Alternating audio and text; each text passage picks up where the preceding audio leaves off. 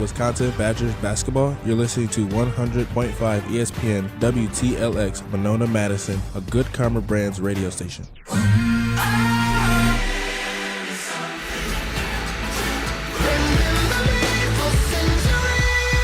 Madison, Wisconsin is as good as it gets. It's all about the Badgers. Go Badgers! Go Badgers! Games like this is what really separates college football from everything else. Open up the history books. Here comes Rondell. That was J.J. Watt, and what a story this young man is. Gordon again. What a performance by Melvin Gordon. And the pass rush gets home for the Badgers. Camp Randall lets it roar. An unrivaled fan base, the best college sports town in the world. This is ESPN Wisconsin College Game Day. So live it up right here, right now. Till the sun comes up and the lights go out. So live it up right here, right now. Long time. A handful of weeks. We can say the two words we've been waiting to say for so long. Wisconsin wins. Wisconsin Badgers football. 13-10 victors over a 23rd ranked Washington team. It is the first ranked win since 2021 against number 9 Iowa. So looking back, that is the first ranked win for Wisconsin in the Luke Fickell era. This is ESPN Wisconsin College Game Day, brewed by Coors Light. We are live at the Seminole Tap in Fitchburg. We're on 100.5 ESPN Madison and the ESPN Madison and Milwaukee YouTube channels. I am joined here to my left by Adam Mertz, newer guest on the postgame show. You're typically helping out the pregame crew. Right. And maybe we Riley need to get you out here more often. Wait a minute. You know, maybe they win when Mertzy's on the postgame. Little correlation, possibly. And then to my right, you hear Riley Yauk. My name is Corey Sparks. Owen Dimpful is producing back at the Everlight Solar Studios at 100.5 ESPN Madison. You can also find us on the ESPN Wisconsin app and, again, the ESPN Madison and Milwaukee YouTube channels. Wisconsin 13, Washington 10. The rushing touchdown for Carter Smith, the dagger. It was the first time, Riley, we'll start with you, that we were pacing around in the fourth quarter because the game was still within striking distance for this team. Yeah, and not only was it within striking distance, they were leading for the first time against a Power 4 opponent since last year against Oregon. And there were so many parallels. I am so happy right now. This has the opportunity to be a program-shifting win. There was all the noise this entire week. Chris McIntosh backs Luke Fickell for the third time this season. Everyone's losing their minds. They're ready to throw the baby out with the bathwater. This program is done. They have gone nothing but backwards under Luke Fickell. And how does this team respond? They come out, they play their asses off today, and they get Luke Fickell's first-ranked win. That defense was stellar. The offense did just enough to win with zero passing game, essentially. Sean West, I think, was the leading passer today. The punter's the leading passer, and this team still finds a way to gut out a win. That is finally – this team showed life, and I don't want to say that this is what this team can be because the offense is still essentially non-existent, but that defense, that is a hallmark of Wisconsin football right there. A stout defense that is able to hold a more talented team and a very talented offense. I thought Washington was underrated and better than another 23rd ranked team in the country coming into this game, and they stymied everything they were trying to do. The only points they gave up, the only touchdown they gave up was when Washington started on the 1-yard line. Yep. So this team, they showed up, they got the job done. And there were so many parallels to the Oregon game last year and the Penn State game as well, where they were so close, but they still ended up on the wrong side of the final score. And even though Chris McIntosh says it's not all about wins and losses, it was very nice to get a win tonight. This and one felt pretty damn good. It's different. It's very different. Mertzy, your initial reactions, your opening statement, if you will, to Wisconsin's third win of the season. Hey, for a team that has not shown much desire, heart, focus, discipline, put your label on it this entire year.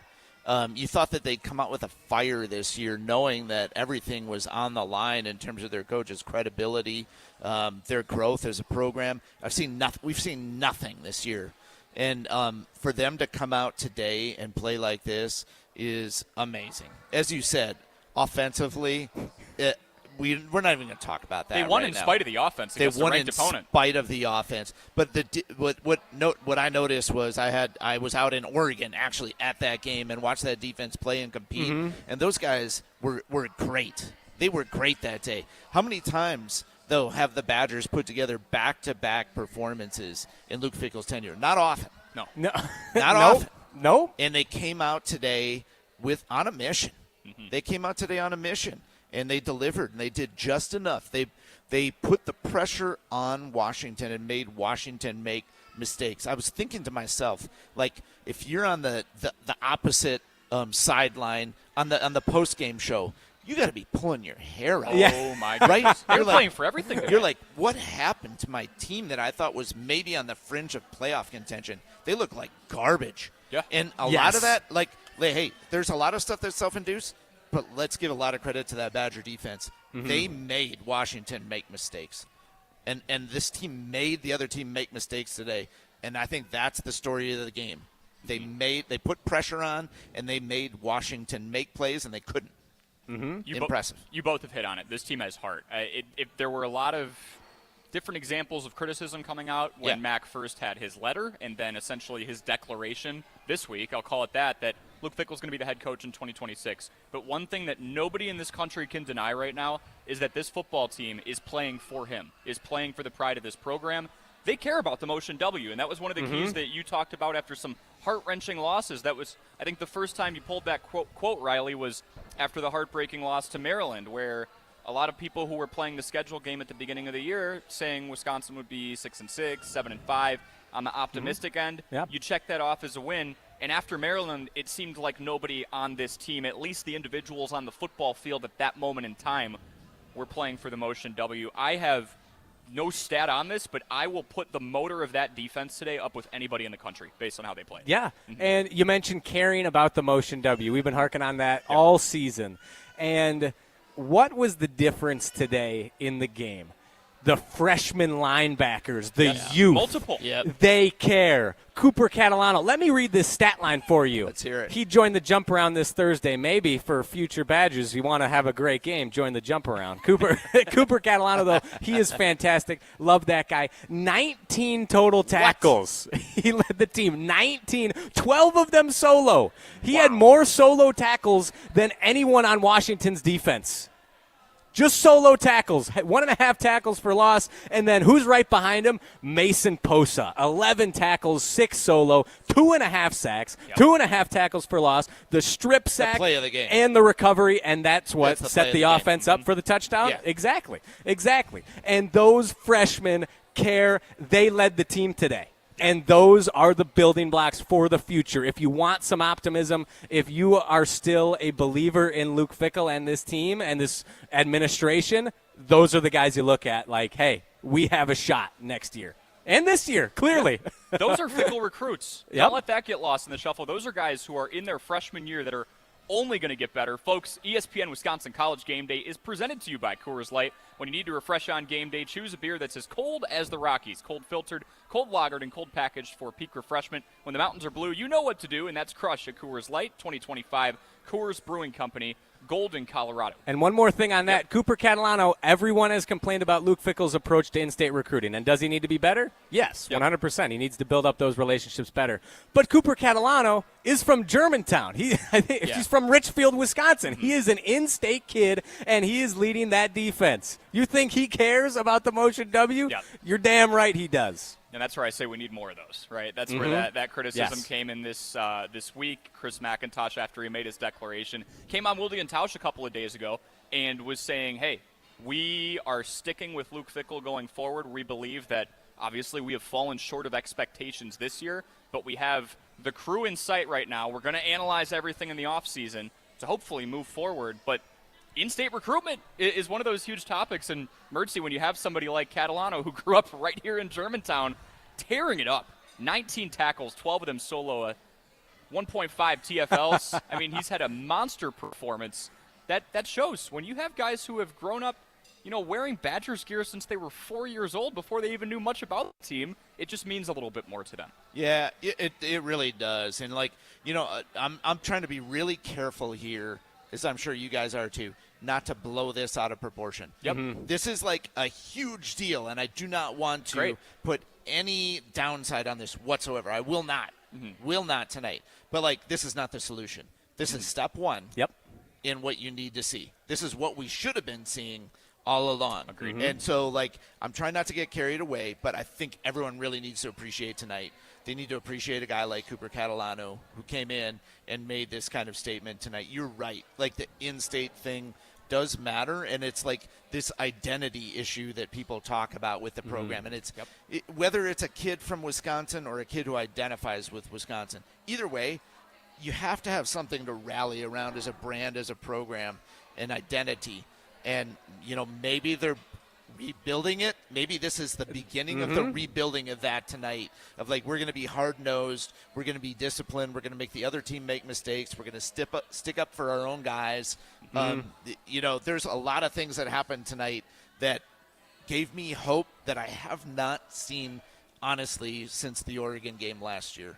And that's awesome. And you mentioned sticking up for your own guys. And even the boneheaded penalty by getting Atuka at the end of the first half. That was going through my mind. Which was stupid. But yep. he did it because Vinny Anthony got hit late out of bounds. Cheap shot. Exactly. And he went up and started jaw-jacking and pushed the defender because that's not what you do to his teammate. And that is the fire that we need to see from everyone on this team. It just needs to be displayed in a little smarter fashion going forward, because it did probably cost the Badgers 3 points. Another example before we go to break, and again, 844-770-3776 is the ESPN Wisconsin Carbless talk and text line. Liz is more. Come and celebrate with us. We haven't been able to say that in a bit, so revel Seriously. revel in Enjoy it. Absolutely. So we've got you in the text line. We'll read off a few of those. Scott in Fort Worth is saying he's at an event, but he will call the show to eat crow when he can. Great win today. Defense I'm looking forward to that call. Was amazing. Riley, you brought up Gideon Atuka's unsportsmanlike penalty at the end of the first half. That wasn't too smart, but it was. It showed someone getting animated and sticking up for their teammate. Carter Smith's first play from scrimmage after Danny O'Neal leaves the game with a non-contact is a 9-yard rush up the far sideline. He gets up, starts trash-talking Washington DBs, and is fist-pumping everywhere. And you and I are laughing in enjoyment. Oh, my goodness. This is someone who, A, cares about the motion, W, and B, is boosting morale for what, let's be honest, has been a melancholy program the last few weeks. Yeah, and I believe in my text chain with some of my friends who are also watching the game at the same time, or I can't remember if this is our conversation. No, we were talking about this in the studio with our producer, Owen Dimpfel.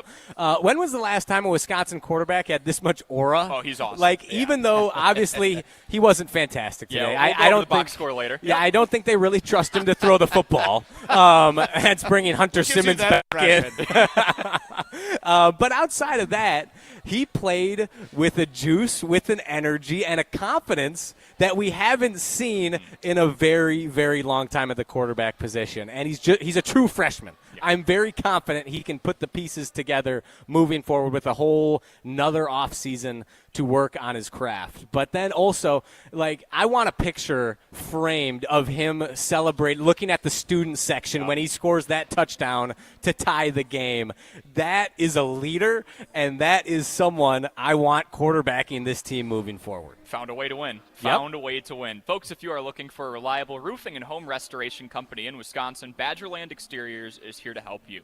Residential and commercial, roofing, siding, and solar, Badgerland Exteriors has you covered. Visit BadgerlandExteriors.com to get started today. 844-770-3776, taking your calls, texts, and chats over the break on the Carbless ESPN Wisconsin talk and text line. When we come back, what does a win like this do for the Wisconsin Badgers football program? And we'll talk a little bit more about Chris McIntosh's declaration that happened just earlier this week. This is ESPN Wisconsin College Game Day, brewed by Coors Light. Post-game reaction continues next. This is ESPN Wisconsin College Game Day. Coors Light presents To Chill or Not to Chill. When your friend skips your favorite song on the playlist. End the friendship. Or Choose chill because that song lives rent-free in your head anyway. And you planned ahead by bringing Coors Light to the party. And the sound of that ice-cold can cracking open was music to your ears already.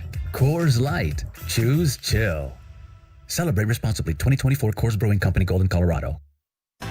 It takes a team to meet just about any goal, and that's as true on the football field as it is in the office. So it's good to know that you have the Gordon Flesh Company on your side. For more than 60 years, GFC has provided cutting-edge office technology for companies of all sizes, and as the nation's largest Canon dealer, GFC delivers the latest office technology, serviced, and is supported by the most experienced professionals in the industry.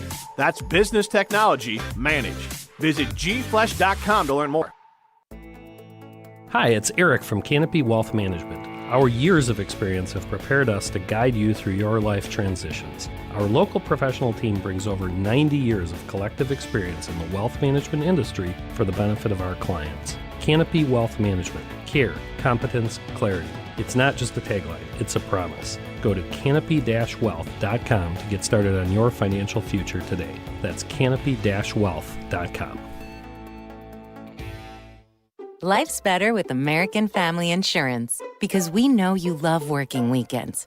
If it means working on your dream home, both inside and out.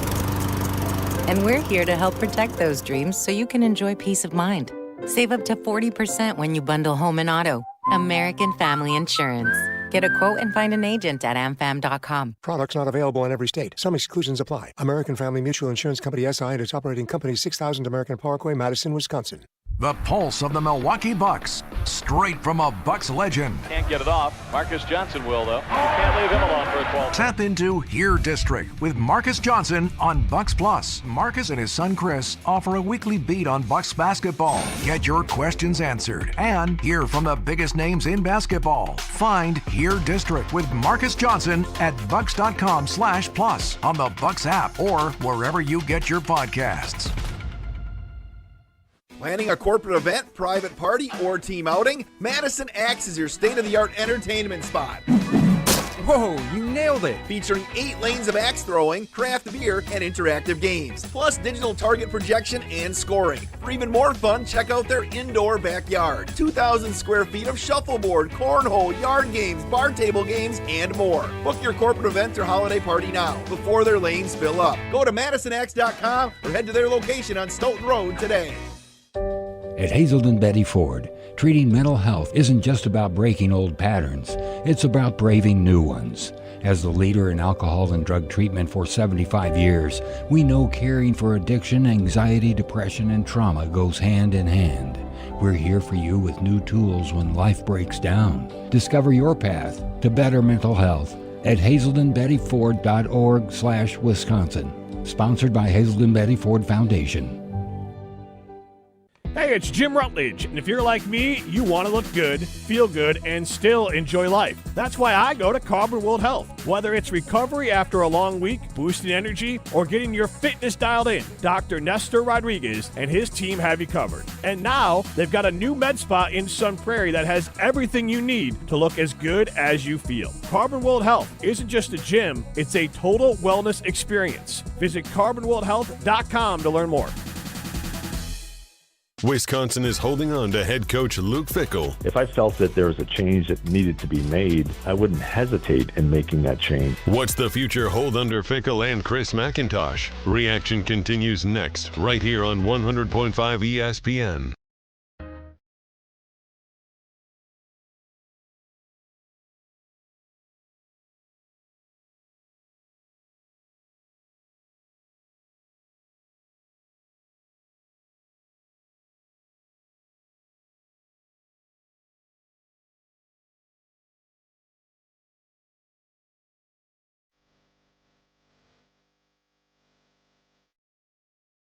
Fitting bumper to go into our second segment of the ESPN Wisconsin College Game Day. We feel like champions after taking down number 23 overall Washington, a ranked victory in the Luke Fickell era. Have you been waiting to buy your next home? Well, stop. Now is the time to get housed. For over 30 years, Bruner Realty has been providing excellent real estate and property management services in the Madison area. Contact their team at BrunerRealtyInc.com to get started today. That's BrunerRealtyInc.com. Our Carbless ESPN Wisconsin talk and text line, Less is More, is 844-770-3776. And we have Terrence in Milwaukee on the line right now. Terrence, how are you? I mean, I could not be better. On Wisconsin, boys. We've been waiting on this one. Yes, sir. Damn right, Terrence. Oh, first I want to give my flowers to Riley Yauk. All he's been talking about all week is how Luke Fickell, we're glad we brought him back. We're glad we brought him back. And he was getting crucified for that take. And he was right. He was right. You don't have a healthy quarterback for 3 years. You come out, all the noise, re-signed, and you win a game like this. Riley Yauk, all the flowers are yours. What a take. What a take. Thank you so much, Terrence. I can't tell you how much I appreciate that. I was eviscerated on Twitter this week for my take, saying that I still believe in Luke Fickell, and I want him to be the guy to turn this team around. And today, even though, like you said, Mertzy, is it everything? No. But is this a massive, massive stepping stone? Huge. And finally some real evidence? Like, that's the coach I want, a coach that instills toughness, grit into this team and can fire them up for a big victory over a more talented team. That is the Luke Fickell I've been waiting to see. We've all been waiting to see, and at least for tonight, I am vindicated. I am vindicated. So thank you, Terrence. You're a real one. You're a real one. What can I say? Yeah, and listen. Luke Fickell this, Luke Fickell that. The story of the game, anyone can agree unanimously. Cooper Catalano. You go look at that box score and you tell me what stands out. I'll tell you what it is. Cooper Catalano. 18 total tackles. That is insane. You don't see that from a freshman across any Power 5 program. That dude just finds the ball. Game wrecker. This guy is going to be a problem for 4 years. Beast. Cooper Catalano. What a dog. Thoughts? Yeah, I think my only pushback on you, Terrence, there is that I think he's only going to be a problem for 3 years. I think he's going to the league after his junior season if he's putting up these kind of numbers. Keep this pace his up. Freshman season, I heard from somewhere, I can't remember where, but he's just a basset hound to the football. He sniffs it out, and he attacks, and he just murders anyone who has the football. All in his mind is Cooper fine ball. Cooper fine ball. That's all he does. That man is going to be a great top 10 pick in a couple of years. I don't know, maybe to the Miami Dolphins. He's going to be a great player in the National Football League. He's going to be a great Badger. And him and Posa are going to be what brings Wisconsin back to that respectable stature that they were in for so long. They care. And by the way, you never see a team that's 2-7, 2-6, you know, like a record that bad, but a locker room that together than you have with this Badger team. They just have not given up, and they came out and they showed it today. This is one of the most admirable performances I've ever seen from a Badger team. Beautiful. Damn right, Terrence. I could not agree with you more. And now we're just counting down the days until we get the joint Cooper Catalano, Mason Posa statues outside of Camp Randall Stadium. Maybe near the Arch, maybe near Barry and Pat Richter. We'll see. We'll check with the city on that. Yeah, absolutely sensational performances and a fantastic call from you, Terrence. I'm going to give you your flowers. Thank you. Oh, man. Let's keep going. Fernando Mendoza doesn't know what's coming next week.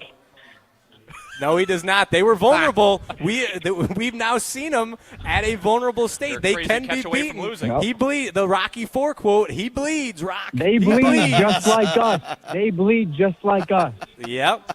A bowl game is still on the table. Don't forget that. That's the crazy part. No, seriously, it is. Right? Yeah. They kept their bowl, not eligibility, but pathway to bowl eligibility alive today. Yeah, mathematically. However you want to look at it. Right. Terrence, we appreciate you. All right, Riley. That's all I got. I'm going to go try and find Cooper, get an autograph or something. All right, good call. Good call, Terrence. It's going to be worth a lot of money someday. Someday. Great stuff. Well, all right. Look, up and down the box score, you brought it up, but 19 total tackles, 12 of them solo, a tackle for loss and a half, if you will, for Cooper Catalano. Mason Posa. How about the strip sack? We got to bring that up because that was actually on my drive over here. So I get out of the car and I see you like parked diagonally from me, Riley, and you just go Mason Posa, and you flex on me, and I'm like, what did he do? And you're like, oh, strip sack, and we got the ball inside the 10. It's hard to quantify how meaningful that was, especially considering this offense. They're running the ball decently in the first half. Washington, as top 25 teams do, made the adjustment, made it a little tougher for Wisconsin to move the ball down the field, relatively one-dimensional today, and that's probably being nice about it. But what you do for an offense, it's hard to quantify the meaning of what Mason Posa did right there, because all of a sudden he just said, hey, guys, get like 6 or 7 yards, and you're fine. Yeah. And they were able to do it. A couple of Carter Smith, nice one. A couple of Carter Smith runs, punched it in. Yeah, my experience, you were parked diagonally from me, and I'm listening to Matt LePay and our guy Mark Tauscher on the radio call.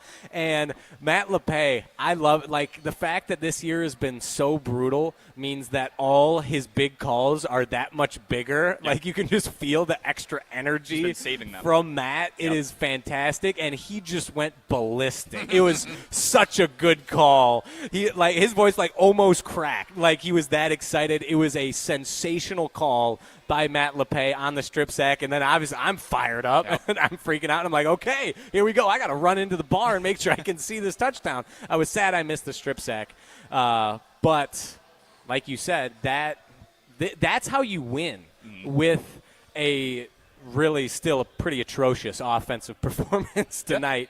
You need to make plays, and look what happens when a couple of balls bounce the Badgers' way. Like, they haven't gotten a turnover. This was their second turnover in 7 games. They had 2 tonight, so they had 3. They've only had 2 tonight in their last 7 games. Turnovers make such a massive difference and swing the game. You hear it all the time, turnover battle.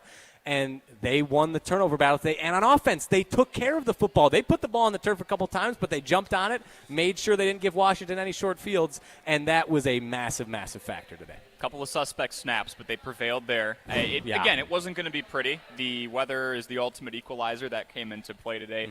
Mertzy, I think you of us 3 are the most grounded with this, in that Riley and I are on top of the world, and you gave us that little reminder in the break and even to start that this is an awesome game. This did not fix the program, but this is step 1 in the right direction. Put simply, what does a win like today against a ranked opponent in your house, literally 2 days after the declaration from Chris McIntosh, do for this program? Oh, I mean, it's huge. Like, let's not underestimate it in terms of what this is. What you do with it, that's up to this program. Yep. That's what we're going to see over the next 3 games. That's why I'm saying don't get carried away. Let's see what they do with it. Yep. But all season long, you were just waiting for a little bit of a spark. You were waiting for some life from this team, and it just was not coming. So the fact that these guys went out and did something that not just hadn't happened this year, but hadn't happened at all under Luke Fickell, with more, frankly, more talented rosters, or more well-rounded rosters is probably a better way. I don't think more talented, more well-rounded rosters the past couple of years. They hadn't been able to beat a ranked team. They hadn't been able to put anything. What was Rutgers? Was that their best win last year? Yeah, probably. You know, according to power rankings. Yep. That's sad. It is. It's just sad. Yes. And I did have this feeling. This is where I come back to. This whole time during Luke Fickell, I swear to God, nothing's gone right for this program. Yep. Now, to our point that we were talking about before, you got to make things go right for yourself. You do. And they hadn't done that. They had not done that. They hadn't taken that step. They also had nothing come their way. So the fact that they went out today and they made things happen. They said, yes, we're incredibly limited on offense. Yes, we don't have all this polish. Yes, we maybe don't have, even really a dominating defense in all. Yeah. We haven't been able to put together 60 minutes. But they went out today and were like, I don't really care. I'm going to show what I got, and I'm going to see what that gets me. And they played with reckless abandon, and they made Washington make mistakes. And it's a beautiful thing, because football starts with heart, football starts with mindset, and then the end result is what comes from that. And we're seeing that today. So, hey, bottle this, fellas. Bring it back. Oh, yeah. Bring it back the next 3 weeks. See what happens. Absolutely. Yeah, and for the defense to sort of take that as a challenge, too. Like, we know our offense is struggling. We're not going to pout. We're not going to whine. We're going to put that burden on our shoulders and carry this team to a victory. And they exemplified that tonight. 100%. And we do want to remind you all that Canopy Wealth Management carries a long-standing tradition of working in the best interest of their clients every single day. The team at Canopy emphasizes building local relationships and believes that values matter and strengthen their communities. At Canopy, it is care, competence, and clarity. That is not just a tagline, it is a promise. Go to canopy-wealth.com to get started today. When we come back, I do want to get to Chris McIntosh's message. I'll be honest, when I was kind of preemptively planning the show on my car ride over here, I was like, if we don't win this, we might do that off the jump, because that was a huge storyline. It was not a quiet week in Wisconsin Badgers football or the Wisconsin Badgers program. But you pull off a win over number 23 overall Washington and a team that felt like they could be a fringe playoff contender, we're going to give you your flowers. But for the state of the program as a whole and the decision that Chris McIntosh, the athletic director for the Wisconsin Badgers, made this week, I want to get both of your takes on it. I technically kind of know them, but some of our fans at home don't. And I want to also ask the before and after picture, what did a step in the right direction like today do to your perception, if anything at all, of Mac's declaration? We'll do that on the other end of the break. This is the ESPN Wisconsin College Game Day postgame show brewed by Coors Light. Post-game reaction continues next. This is ESPN Wisconsin College Game Day. Every team needs captains and playmakers, and Madison and Dane County Pizza Hut locations are looking for both. They're hiring managers to lead the crew and drivers to deliver big wins and pizzas. Find part-time or full-time roles with flexible hours, plus full benefits for those who work 30 or more hours per week. Whether it's running the huddle or making plays on the road, there's a spot at Pizza Hut for you. Apply today at jobs.pizzahut.com. That's jobs.pizzahut.com. Pizza Hut. No one out-pizzas the Hut. Starion Bank redefines local banking in Madison. As a community bank with a commitment to Dane County, experience a banking relationship where your goals are our priority.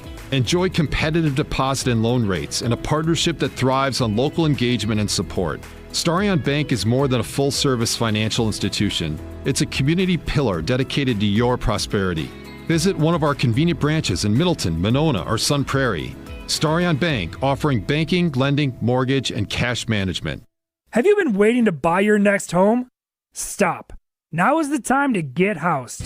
What's up, Madison? It's Stacy from Bruner Realty. Nobody has a crystal ball to know what the future holds. The longer you wait to find your next home, the better the chance you'll be paying more for it than you would be today. Don't miss out on what could be the best opportunity to find your dream home. Contact our team at BrunerRealtyInc.com to help start your search. That's BrunerRealtyInc.com. Let's get housed. Prize Picks is the best way to win cash on the Packers, on the Bucks, and whether it's football, basketball, or both, Prize Picks makes every game more exciting. Hey, it's Mark Toscher here with ESPN Wisconsin, and I've been playing Prize Picks, and it is as fun and simple as it gets. Which players are going to go off? Which ones are overhyped? Make your picks in less than 60 seconds, and you can turn your takes into cash. Just pick more or less on at least 2 player stats, get them right, and you can cash in. And now Prize Picks has stacks. Pick the player up to 3 times in one lineup. You want more on Giannis's threes, assists, rebounds? Stack them all only on Prize Picks. Plus, you can follow other players and copy their lineups in one click in the new Feed tab. And with injury reboots, if your player leaves in the first half and doesn't return, it won't count as a loss. Deposits are fast and easy with Venmo, Apple Pay, and MasterCard, and more. Download the Prize Picks app today. Use that code WI, and you get $50 in lineups after you play your first $5 lineup. Again, that's code WI for Prize Picks. Prize Picks. It's good to be right. This is Eric Brown, owner of Siding Unlimited, letting you know that Siding Unlimited installs Pella windows and doors. That's right, Siding Unlimited installs windows, and we do it really well, earning the prestigious Pella Platinum Premier National Certified Contractor of the Year award 5 times. New windows, our expert team will deliver on a smooth, hassle-free installation, making you feel proud of calling Siding Unlimited for your window project. Looking for new windows and doors? Visit sidingunlimited.com or stop by our beautiful showroom in Madison.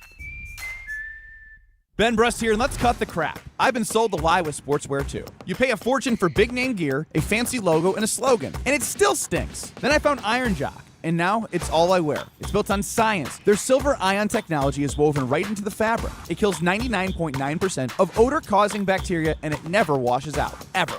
Right now, you can get 35% off your Iron Jock gear using code NOSHOW35. That's NOSHOW35. Get yours today at ironjock.com. That's ironjoc.com. In the next 30 seconds, I'm going to tell you how to save money and save the planet.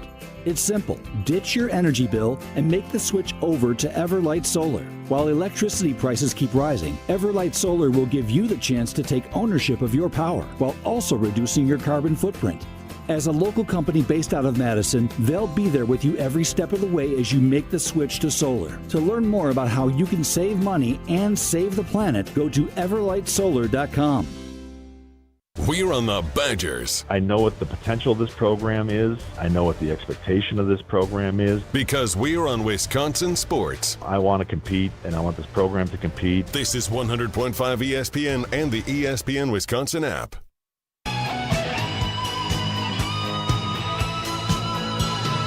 Don't stop believing. Hold on to that feeling. Street light.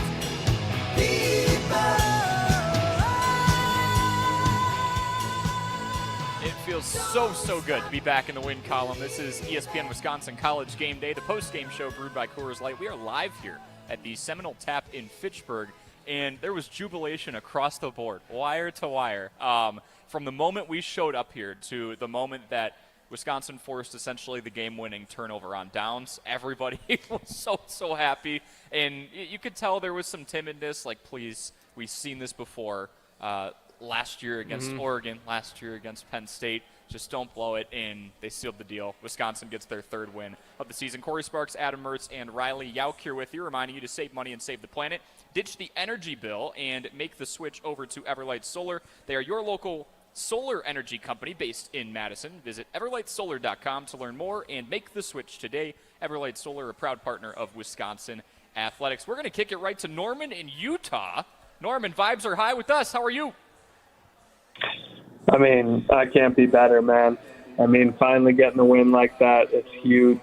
I got two big shout-outs here. I mean, Riley Yauk and the Yauk Army on social media. Their optimism this whole week was incredible. We need more people like that instead of less. You see J.J. Watt, on Pat McAfee's show, just being a grumpy old man. We need more of that optimism. And I wanted to shout out, too, obviously, the defense. I called in the offseason. I talked about how I believe in Fickell because, Marcus Freeman, everything he is because of Luke Fickell. And that defense played like a Notre Dame defense tonight. I'm watching out here, obviously, from Utah. But you're hearing the crack of the pads, crack of the helmets every play. And it was just phenomenal. Didn't it seem like they just hit harder tonight? They did. They were getting after it, and thank you, Norman. Yep. I really appreciate it. I'm trying. I'm always trying to be optimistic, look glass half full, look on the bright side. You are the eternal optimist. And support my Badgers, who's ever coaching, who's ever on the field. And thankfully, they made that really easy to be optimistic about them tonight, and especially, like you said, Norman, about that defense just flying all over the field, smothering a very, very good Washington offense. I can't remember how many points exactly they've been averaging coming into this game, but it certainly was more than 10. It was. And they were, the second most efficient team in the country on third downs? What were they today? Certainly not at the 55% clip they're normally at. The defense was just astounding across the board. And, Norman, I appreciate you watching all the way out in Utah. We got fans all over the country. We got Scott in Fort Worth, Texas. We got Norman in Utah. We got Terrence in Milwaukee, coast to coast. The reach is wide. Our fans are the best. We appreciate you, Norman. Last Norman I've heard of from Utah was in Fletch. If you guys remember that movie, there was a Norman from Fletch. I'm like, this isn't the guy from Fletch, right? I don't think so. Okay. But I know of at least. We also have Joe from Madison on the line now as well. 844-770-3776 is the Carbless ESPN Wisconsin talk and text line. List is more. Joe, how we doing? Awesome. I'm Good to very hear, brother. critical. Still processing. Most of us have been very critical of Fickell, but PSA to all the Badger fans out there, let's hold all of the criticism of Fickell and the administration. That can be a tomorrow discussion, a Monday discussion. Let's enjoy the fact that this is a signature win for Fickell, beating a top 25 team at home, and also didn't even play that great on offense. I mean, hats off to Posa, Catalano, also Deani Hill. Awesome game from him. Yes. Couple huge plays. Yeah. And then Rico, of course. Shout out the whole defense. And then, you know, maybe a question to ponder. Have we found our next great Badger running back? Atuka runs very hard, very promising. Don't quote me on this, but maybe we found it. I think that's something that should be brought up because you look at the box score and you see 3.8 yards per carry, and you go, that's not a very sexy number. But then you need to consider the hodgepodge offensive line situation that we've had, and that he hasn't had the same 5 guys blocking for him even since he essentially entered the starting lineup for Wisconsin. Imagine if you had a bunch of healthy, grizzled veterans out in front of him, and he just gets more experience. We've talked about true freshmen the entire day. He's another one. Yes, and there's so many freshmen or redshirt freshmen on that offensive line right now. Think of them next year, 2 years from now, with getting Atuka next year, 2 years from now. The offensive line really helps make the running back. Melvin Gordon ran behind an awesome offensive line. Same with Monte Ball, James White, Ron Dane. The offensive line is what makes this offense go. And they're on their 7th combination in 9 weeks. Like they've been just battered by injuries. So a little more consistency. And today, like with no passing game, they're able to run for over 150 yards, I believe, and able to get enough push when it mattered to win the football game. Like that is massive. Like everyone just played their hearts out today. And I love that he shouted out Deani Hill. He made a couple of huge tackles on 3rd down. Amen. And Ricardo Hallman, the resiliency. He has gotten a lot of flack, and rightfully so this season. He has not played well, and he got cooked on that first touchdown when the Badgers went down 10-3, and when it felt like, yeah, well, here we go again. But next Washington possession, comes out, looks like a wide receiver on the interception, makes the catch in the end zone. Ran the route for him, really. Exactly, and he had a great rest of the game. The mental toughness, which we really haven't seen from a Luke Fickell team in his tenure, showed up today in spades. It's true. And, hey, let's step back here for a minute because I think there's an important conversation about Atuka and what he brought. Is he going to be the next great running back? I don't know about that. I feel like that might be a reach, but he's the running back for the moment. And here's the thing. Like, people think coaching is this mystical thing where it's all about leadership or whatnot. It's a lot about decision-making, and it's a lot about personnel and who you're going to put on the field. You telling me that Carter Smith doesn't give you more in the running game than Danny O'Neal? Wrong. Wrong. It's just wrong. Like, when you watch him and what he's able to do, there's a difference. Both of them they run differently. Carter Smith makes smart decisions. He sees gaps. He has a control factor that Danny O'Neal doesn't. He was erratic. Gideon Atuka is a battering ram at a time when you don't have an offensive line that's creating a lot of push, where Dylan Jones and Darian Dupree aren't going to have gaps that they can exploit. You look at the situation that you're given, and you say, here's the guy that's going to give us the best chance to win given our current situation. That's what makes good coaches, is looking at specific situations and playing the chess game. Yes, there is a leadership quality out of it, and we haven't seen that enough. But it was like, thank God, like they finally put themselves out there and put themselves in position to win a game based on personnel choices, putting Posa and Catalano out there. Some of it's forced. Some of it's forced. But Allegro down. But it's like, but they showed up. But these guys are going to give you the best chance to win the game. That's what coaching is about. Yeah, that was a great analysis, Mertzy.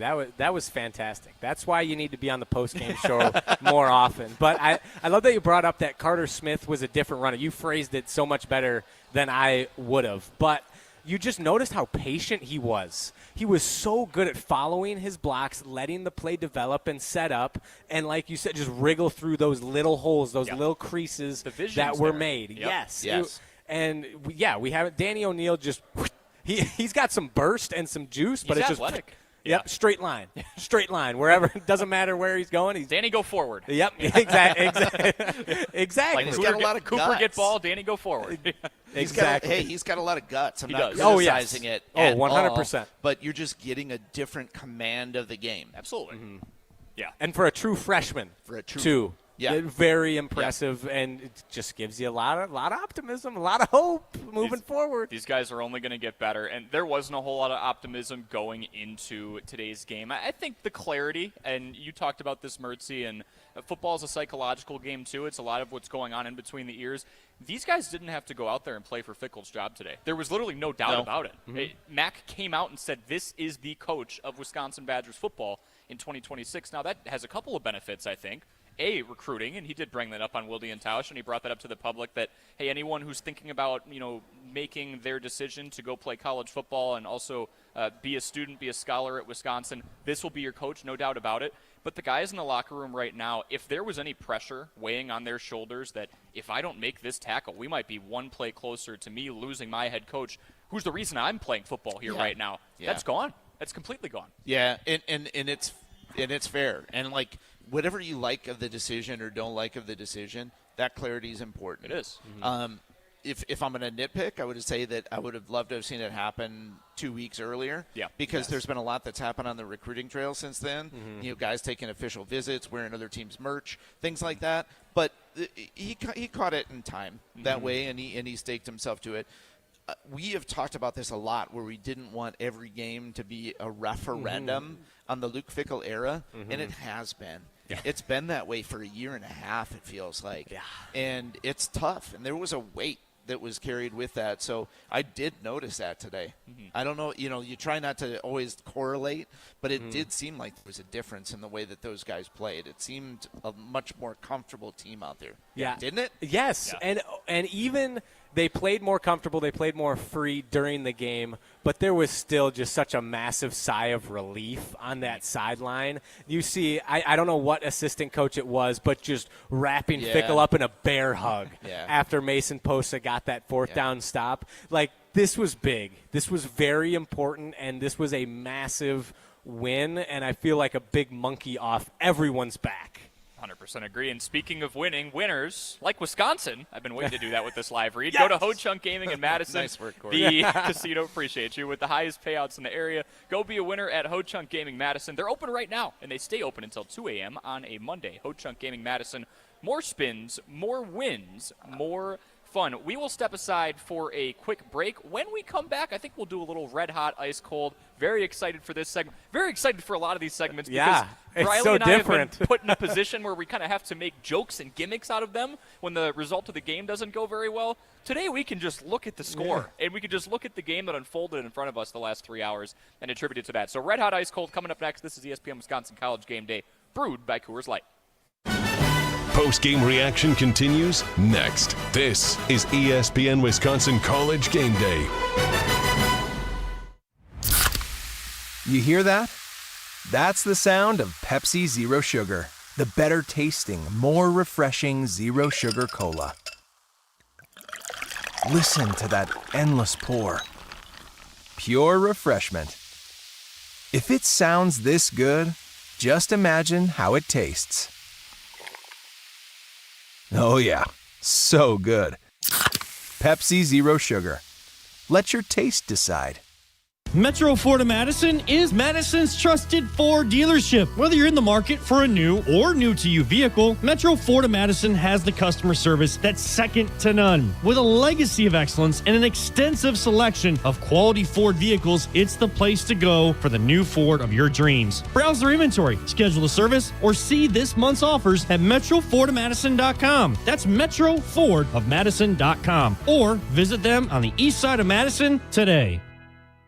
Hey, it's ESPN Wisconsin's Alex Stroh for my great friends at Door County Distillery. Locally produced, handcrafted, award-winning spirits made locally in beautiful Door County. It's the best time of the year. It's bourbon season. Weather outside getting a little chilly, but you can stay warm with a delicious glass of the Door County Distillery bourbon. Or check out Door County Distillery exclusives like their cherry bourbon and their bat bourbon. It's bat good. Visit their website, doorcountydistillery.com. That's doorcountydistillery.com. Want to move better, play faster, and compete at a higher level? Train where Wisconsin's top athletes go. Total Athlete Performance. From middle school phenoms to the pros, TAP is Madison's #1 destination for speed, power, and athleticism. Their proven systems, expert coaches, and cutting-edge equipment help you dominate your sport. Can't make it in? Train anywhere with the TAP mobile app. Spots are filling fast, so don't wait. Visit tapwisconsin.com to schedule your free athletic assessment today. Looking for something fun to do this winter? Get your friends together and join MSCR on the courts. Hey, it's Jesse Nelson. Madison School and Community Recreation's adult winter volleyball and basketball leagues are open for registration now. Men's, women's, and all gender leagues are forming, with games starting in early January at gyms all around Madison. MSCR leagues are all about community, connection, and having a great time, no matter your skill level. Sign up today at mscrsportsleagues.org. That's mscrsportsleagues.org. Take charge of your heart health with Stoughton Health Cardiology. Join us for a free online talk, Heart Health Basics for Men, on Wednesday, November 12th from 5:30 to 6:30 p.m. Learn practical ways to keep your heart strong, reduce risk factors, and feel your best every day. It's an easy, relaxed way to get expert advice and ask questions, all from the comfort of home. Visit stoughtonhealth.com to register today. Stoughton Health, creating excellence together.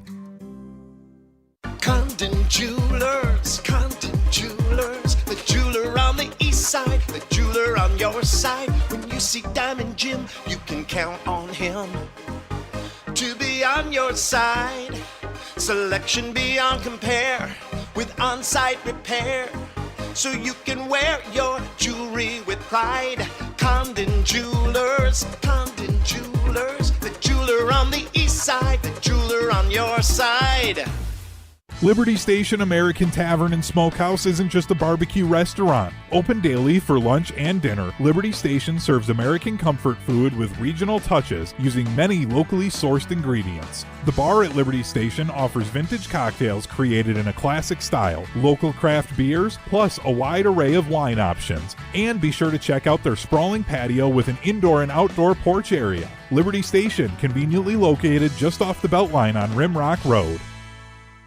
We're on the Badgers. I know what the potential of this program is. I know what the expectation of this program is. Because we're on Wisconsin Sports. I want to compete, and I want this program to compete. This is 100.5 ESPN and the ESPN Wisconsin app.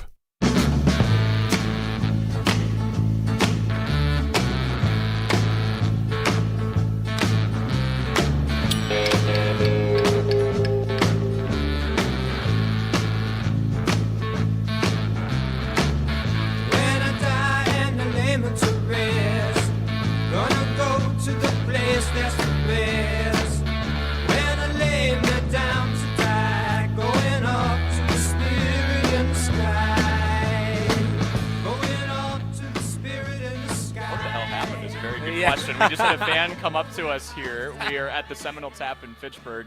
First looked down, saw the big 4 letters, and went, "Oh, you guys are here? Yeah, we're traveling around. We make sure we get out in the community." And then the next question was, "What the hell happened?" And I don't think we have to answer that, frankly. Yeah. It's good to enjoy the win. 13-10 victors over Washington, who's 23rd in the country. They will not be anymore after this game. But it is awesome to be able to revel in a victory for the Wisconsin Badgers. We have Red Hot Ice Cold coming up. Before we get to that, Owen Dimful is our producer back at the Everlight Solar Studios in ESPN Madison. I appreciate you entertaining this, Owen. I sent Riley Yauk a text this morning that said, "Back to Danny O," with a little pondering face, and said, "Going to put this out in the universe now." Woke up with a weird feeling that we pull off the upset today. Not going to take any credit for it.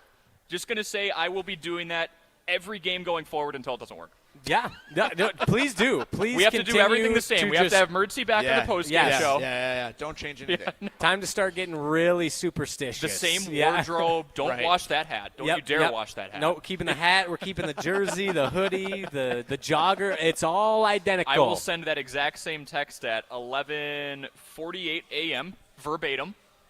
And we'll just go from there. All right, perfect. Sounds like a plan to me. Even though that's going to be 48 minutes into the game against Indiana, but we'll iron that out later. If that leads to them upsetting number 2 Indiana, I would send it every week. I don't care. We will roll with it. One more opportunity to take great advantage of this. It's our friends at Liberty Station running a game day shuttle program during home games this football season for just $20.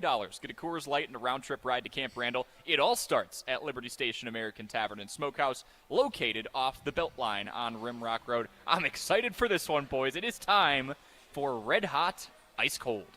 Ho was scorching. Going to keep it himself, another rushing touchdown for Wisconsin. Pouring it on in Piscataway. Who froze up? Block from his end zone. It's picked off. Jalen Reed. Touchdown. Huge play for the Penn State defense. It's time to play Red Hot Ice Cold on ESPN Wisconsin College Game Day. He's got a fever.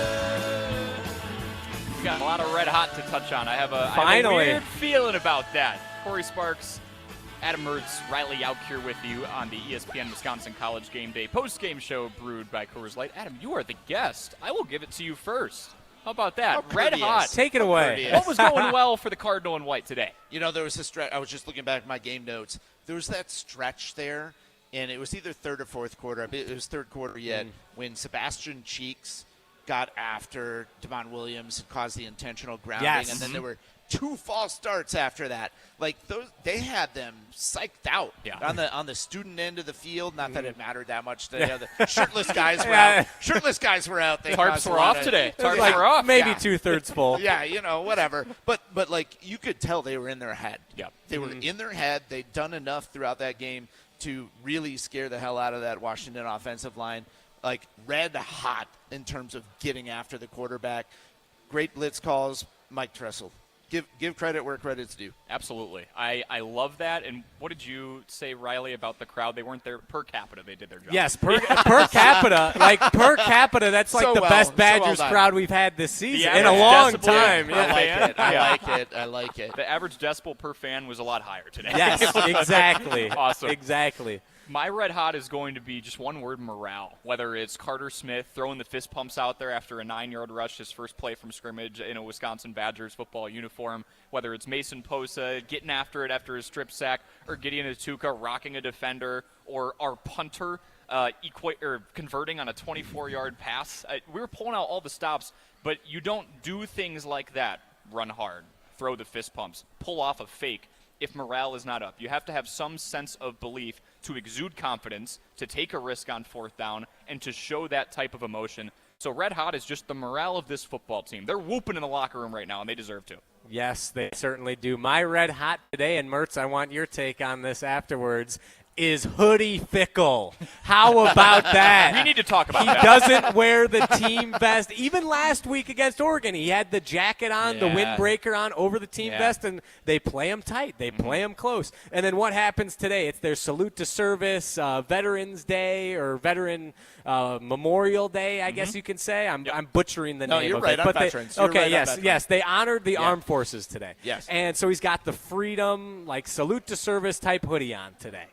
I just want him to wear that the rest of the season because clearly it's a difference maker, and it's actually a big enough issue with this fan base that he was asked about it in the post-game show or in his post-game press conference, and he said it might be time to retire it. So he's actually considering retiring the team vest because of how much hate it's gotten from the fans, and they finally got a win when he's wearing a hoodie. So Hoodie Fickle is a different animal. He's hot. He is red. Scorching hot today.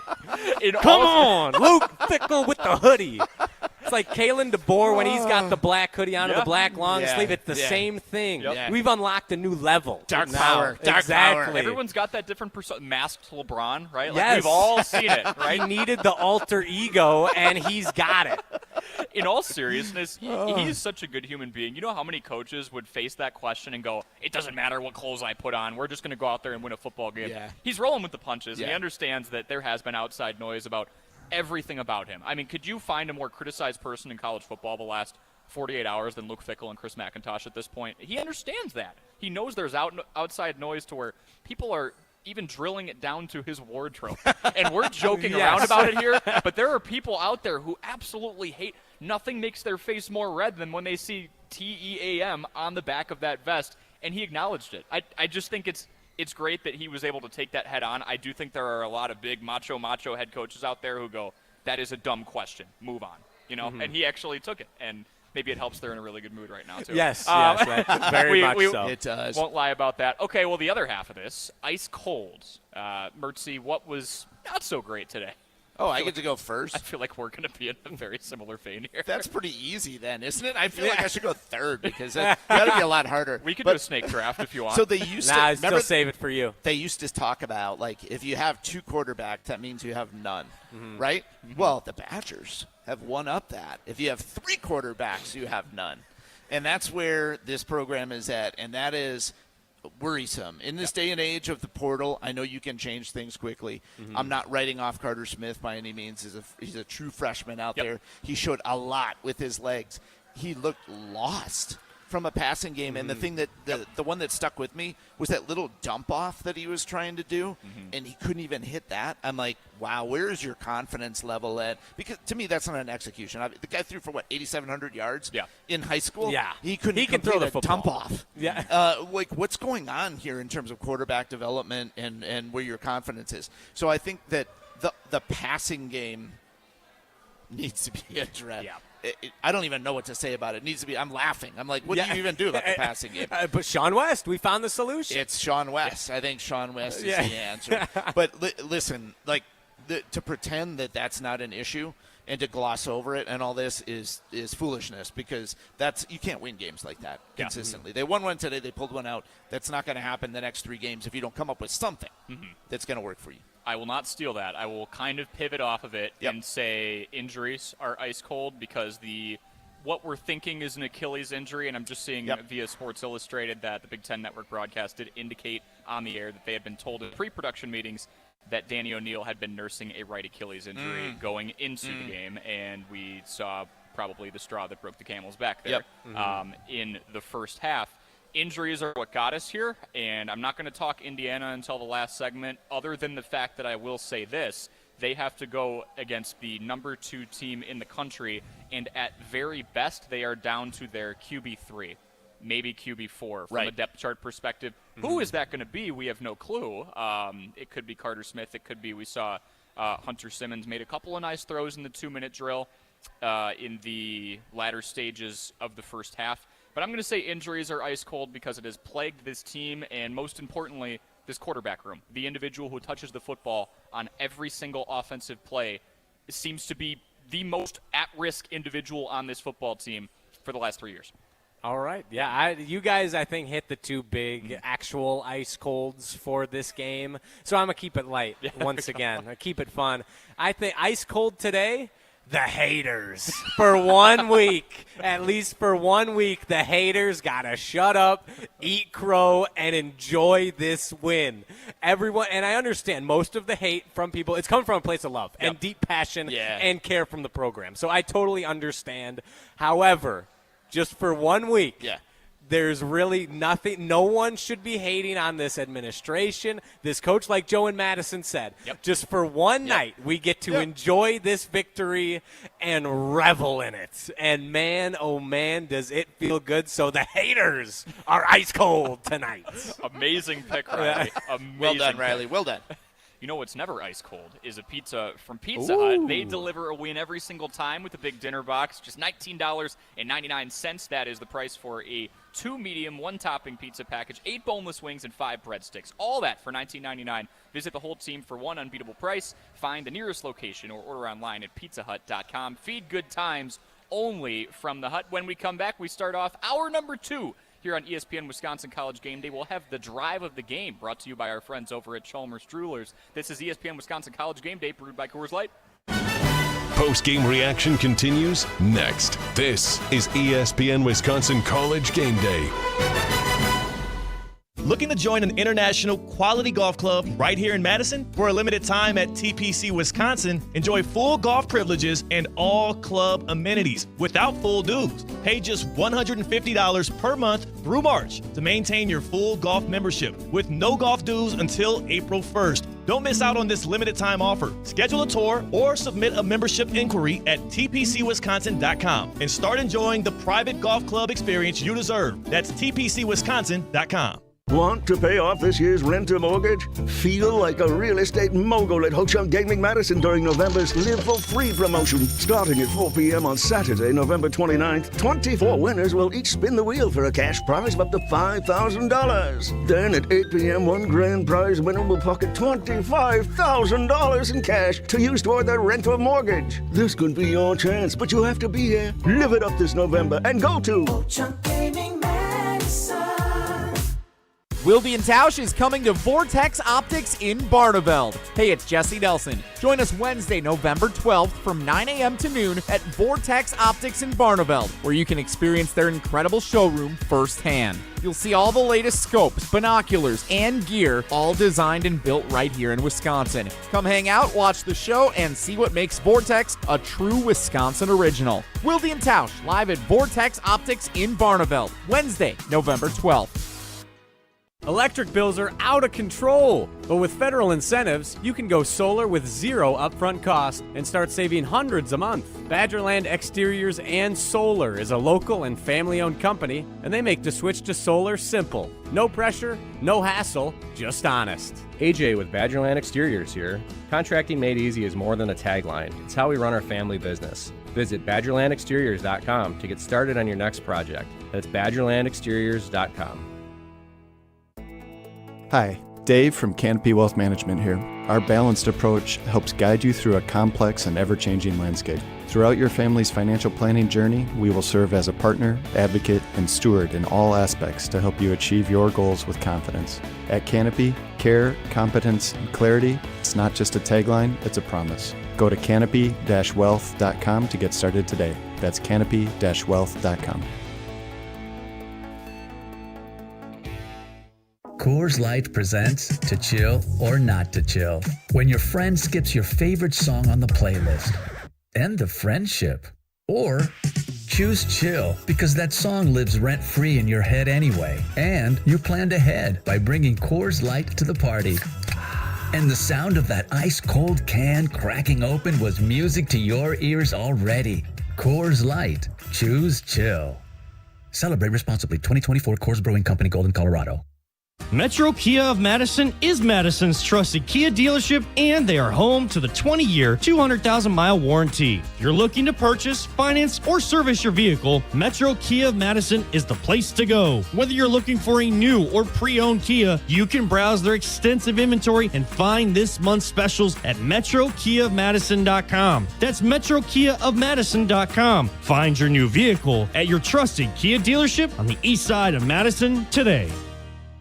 To help those who want to be helped, but may not be able to afford it.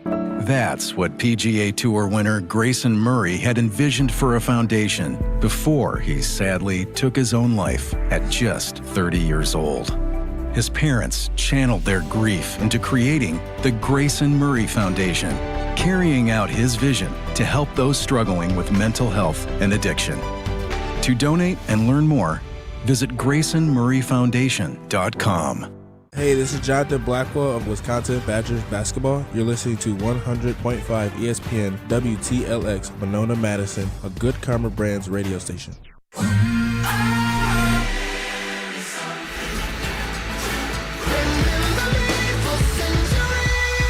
Madison, Wisconsin is as good as it gets. It's all about the Badgers. Go Badgers! Go Badgers! Games like this is what really separates college football from everything else. Open up the history books. Here comes Rondé. That was J.J. Watt, and what a story this young man is. Gordon again. What a performance by Melvin Gordon. And the pass rush gets home for the Badgers. Camp Randall lets it roar. An unrivaled fan base, the best college sports town in the world. This is ESPN Wisconsin College Game Day. So live it up right here, right now. Till the sun comes up and the lights go out.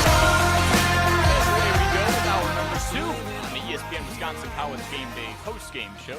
Brewed by Coors Light. Corey Sparks, Adam Mertz, and Riley Yauk here with you at the Seminole Tap in Fitchburg. We are on 100.5 ESPN Madison and the ESPN Madison and Milwaukee YouTube channels. If you cannot access either of those and you have the handy-dandy ESPN Wisconsin app, lucky for you, we are on there as well. 13-10 win for Wisconsin over a 23rd-ranked Washington team. First-ranked victory since 2021, where Wisconsin beat number 9 Iowa. So the first win against a ranked opponent in the Luke Fickell era. Jubilation across Camp Randall. Jesse Nelson just sent me a video of the field storming. We're going to get to that. We are going to get to that. But first, we have our drive of the game, and boy, do we have options. It's the drive of the game. He's got the corner, and the Badgers touchdown answers quickly. On ESPN Wisconsin College Game Day. The Badgers punctuating and pulling away. The drive of the game is brought to you by Chalmers Jewelers, helping guys score for more than 25 years. Typically, when someone says we have options, it means like a lot of good options. Yeah. This team scored 13 points, but Mertzy, you were going up and down the drives in our break, and you're going, whoa. Well, our longest drive was 58 yards, but it was turnover on downs back in the first. There was a 31-yard drive in there, but that resulted in a missed field goal. It was actually the shorter drives today, Riley, that Wisconsin converted on and scored on. Thank you very much, Mason Posa, for 7 of those 13 points, right? But, Riley, I'll let you kick us off. I know we were scheming over a couple of different options. What was your drive of the game presented by Chalmers Jewelers today? Yeah, it's wild. Our 3 scoring drives totaled 47 yards as a whole. Like, that is just wild. Like, the fact that they got a win with 47 yards contributing to scoring drives is just insane. But I'm going to go with the obvious one. The touchdown drive, 2 plays, a whole 7 yards in 40 seconds. That's Badgers football right there, taking advantage of the fantastic situation your defense puts you in and finally putting 6 on the board. Only their second touchdown? It's their second touchdown in as many games, which is nice. But I can't remember how many quarters it was. It was 15 quarters before they scored. Dry spell. Yes. So, and that was in the 4th quarter. So now this is the second touchdown in 19 quarters. Oh, wow. So only the second touchdown in 19 quarters. But man, was it big, and man, did it feel good. That is unreal. I was going to go with the field goal that ended up ultimately winning it. 6 plays for 22 yards, 2:43 off the clock. Mertzy, you and I can share this one. I'm going to go the last drive of the game. 2 plays, -5 yards, a minute 08. Why? Because it was the last minute and 8 seconds of the game, and it sealed the first victory in 2 months. That felt so good today. Yeah, because I don't think even with the Miami game or even the Middle Tennessee game, I'm pretty sure we just ran out the clock. Like, we haven't been in victory formation in so long. Probably since Rutgers. Yep. Or Northwestern of last year. Right. A 23-3 win on the road. Like, that was the last time we actually just got to get into victory formation, take a knee, and salt away a victory over a Power 4 squad. And today it's the 23rd ranked team in the land. So it feels pretty darn good. 844-770-3776 is the Cardinals ESPN Wisconsin talk and text line. Less is more. All of you at home, make sure you experience a banking relationship where your goals are their priority. As a community bank with a commitment to Dane County, Starion Bank redefines local banking in the Madison area. Visit one of their convenient branches in Middleton, Sun Prairie, or Monona today or online at starionbank.com. We have Pablo Glacius on the phone. Before we get to him, very quickly, Mertzy, I want to make sure that we do address this, and we can do it more throughout the show. But you brought up a very important statement that in order for today to really mean something in the grand scheme of things, Wisconsin needs to find a way to validate today's performance. What does that look like for you? Yeah, so I think a lot of us coming into today's game said, hey, maybe this team can hang in there long enough that you can steal the axe back and just get a performance where everyone just says, whatever, we're going to win today against a Minnesota team that's been flailing lately. Yeah. So I think that's still on the line. What I fear out of this is that it's just going to be a hollow win over time. Can the Badgers come out? I don't expect them to beat Indiana next week. I don't think anyone does. Can you put up a good showing? Can you put up a showing like you put up against Oregon? Yeah. Can you play that tough and make them earn it? Can you steal one against Brett? Come in here in 2 weeks, in 3 weeks, 2 weeks. And then can you get the axe? So, I mean, I would say that I need one more win. Yep. for sure. And I need 3 consistent performances, not 2, 3. I need to see, like, these guys be able to respond out of this. Give Indiana a game, really push Illinois, if not get one, and win at Minnesota. Otherwise, this was a great day. Yep. But what does it really mean? And if they do that, would you say it's fair to assess that's 5 games in a row, including the game against Oregon, and of course today the win, where this team played really good football? Yeah. At least in some capacity. I know offense is going to be ugly, and it might be for the rest of the season, but the effort, the high motor plays, and especially the defense, which if we were talking about identity before, we can bring it up again, is going to be this team's calling card for the remainder of the 2025 season. Absolutely, because I think what the goal is right now, I know that the bowl is still out there theoretically. Theoretically, It's still out there theoretically, whatever. What you're building toward is next year and showing that there's actually some promise in what's going on out here. They're limited by personnel offensively at this point. I think you just have to acknowledge that and say we're going to try to get through this year on that standpoint. But you can't just be going to the finish line and going through the motions, which is what I felt before today. That's what it's felt like for a lot of the last month, was like, okay, everyone expects us to kind of just lose out, and that's what we're going to do. And we're not going to do anything to change your mind about how you should feel about this program. We're just going to it's blind faith. Trust that just automatically somehow in the off season we can reset, we can hire some new mercenaries and come in here and change something. It has to start in the locker room. It has to start in the locker room. You can buy all the players you want. That does not buy you heart. That does not buy you cohesion. And so you need to see those fundamentals come here and have something to build on, some level of hope going into 26. Yeah, well and dare I say, this could be the beginnings of Luke Fickell establishing his culture at Wisconsin. You need to see results, despite what Chris McIntosh says. You need to see wins to establish a positive culture. Those do matter. Yes, they matter significantly. And we haven't talked about Chris McIntosh today. How much does he hate that he said that? Yeah. He's got it. How much does he hate? He had to regret that immediately once it came out of his mouth. He knew that's not what he felt. Yes. He knew that's not what he felt. Yes, and I hate listening to Chris McIntosh talk, but it's a positive day. It's a great day Talk more to be about that after in the next segment. Exactly, to be a Badgers fan. But like you were saying, Mertzy, like what we've been missing from Luke Fickell's Wisconsin teams is growth and consistent building upon the positive steps they've taken. We saw it last year. After good games, hard-fought games against Penn State and Oregon that they couldn't finish off, they just imploded against Nebraska and Minnesota and Iowa in between. And we haven't seen anything actually sustain itself. So now finally they get over the hump. They beat a team, a ranked team that's better than them. Won. They win. Not just a moral win. Exactly. A real W. The real UW, you could say. Wisconsin. On Wisconsin. You rah-rah. But we finally see a real W. So now what do you do with that? Can you, like you said, just test Indiana?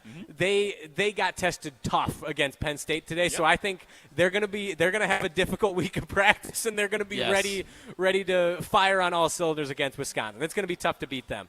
But Illinois is gettable. They haven't looked, after a hot start, they haven't looked great. They're in a free fall right Minnesota is not a good team whatsoever. No. They just have an easier schedule than Wisconsin does, so that's very gettable. So can we see that consistent growth under Luke Fickell? And if we do, we're going to look back at today's game and be like, that's the turning point. That was the moment. And hopefully that's what we see.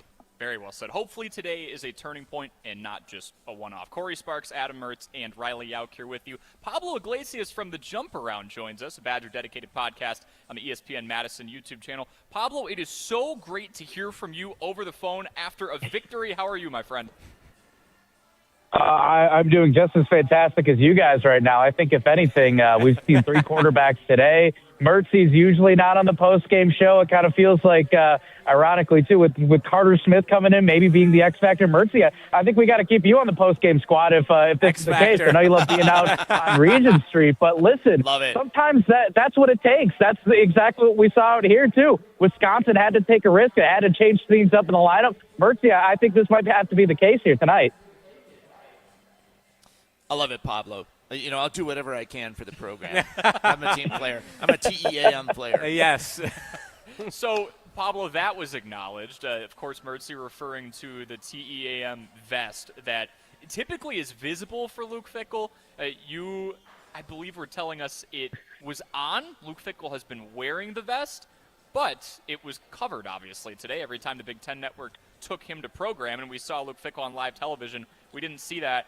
And it sounds like he's hanging it up now. So how about the coach acknowledging the hate that vest has gotten and possibly putting it in the closet? I mean, it's very much easier to answer that question after a win like this, too. Don't get me wrong, guys. It was asked towards the end of it after the post-game questions were asked, and he did address those. But I think he did acknowledge it was actually under the hoodie. But the big thing, too, was that today he and the staff wore that hoodie in honor of Veterans Day. He mentioned that his father was a Vietnam War veteran. Means a lot to him. Very special. So I think that was a good moment. One, he did get to keep the vest, but he even said too, he's like, you know what, if people are if this is what it takes, take off the team vest, you know what, maybe I will have to change it up. So again, it just seems like we're trying out new things across the board. So but no, it was fun again. Just in general, though, too, just to say, guys, obviously, yes, winning is contagious. It's very much the Barry Alvarez-ism is, and that's what he was asked about, too, is winning genuinely is contagious. You could see it across the board. You could tell that, obviously, everybody's feeling good about this. They know the week that they went through, too. And Luke Fickell was pretty straightforward. He did ask reporters to talk about the game first, and he would address any other questions from the events that led up going into this week, essentially. So obviously a tougher week, but you could tell just smiling from ear to ear. You could even, honestly, us as reporters, we're walking in there kind of laughing, going back and forth. And Luke Fickell walked in before he got to the mic and said, I'm glad you guys are smiling too. So, again, just good vibes right now. Obviously still a lot of work to do, but you know what? All in all, a win's a win, and that's all you could ask for at the end of the day.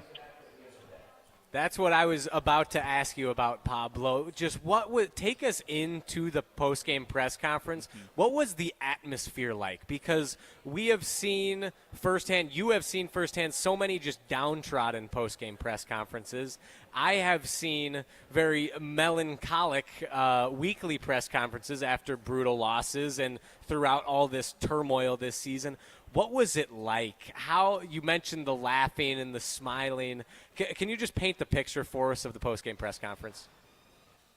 Yeah, I think a video that actually I came across on social media was when Carter Smith, he was one of the last guys to go into the locker room. And understandably, you're a true freshman, and you get that feedback, you get that return of everybody. Essentially, it's like you win the World Series or something like that. You win the national championship. You know what it is right now, like I said. But it's still a win's a win. And to get that type of response, to get that type of excitement, I asked Riley Mahlman, and he said he didn't remember exactly what the words that he said to Carter Smith were when he walked out onto that field to get him calm and ready to go. But honestly, he said, if anything, Carter Smith was already calm. He said he was already ready to go. That's who he is. That's his demeanor. That's who he is as a young cat. Very impressive from Carter Smith to have that composure. So, again, just kind of seeing it from the outside of how guys reacted to him, it was very well deserved. And Fickell even said, too, in the opening statement, sometimes, just because you work hard at something, just because you work for it, doesn't mean that it's just going to be given to you. That doesn't mean that,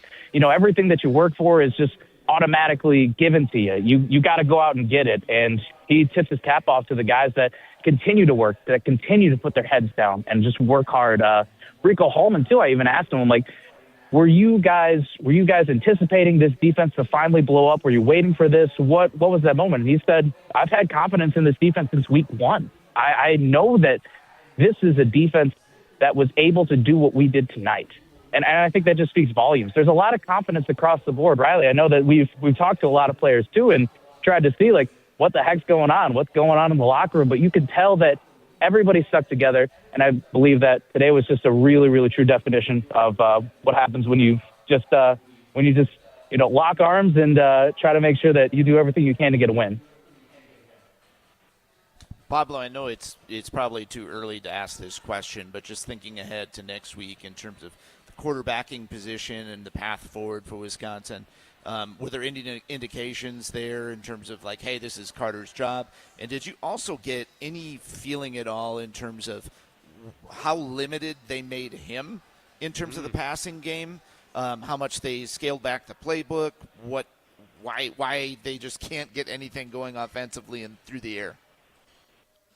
It still seemed like that the strategy was close to the hip. I mean, again, when you're running with 3 quarterbacks, it seems like that even though, yes, you don't want to run with 3 quarterbacks, there is still a strategy behind it, believe it or not, the method to the madness, if you will.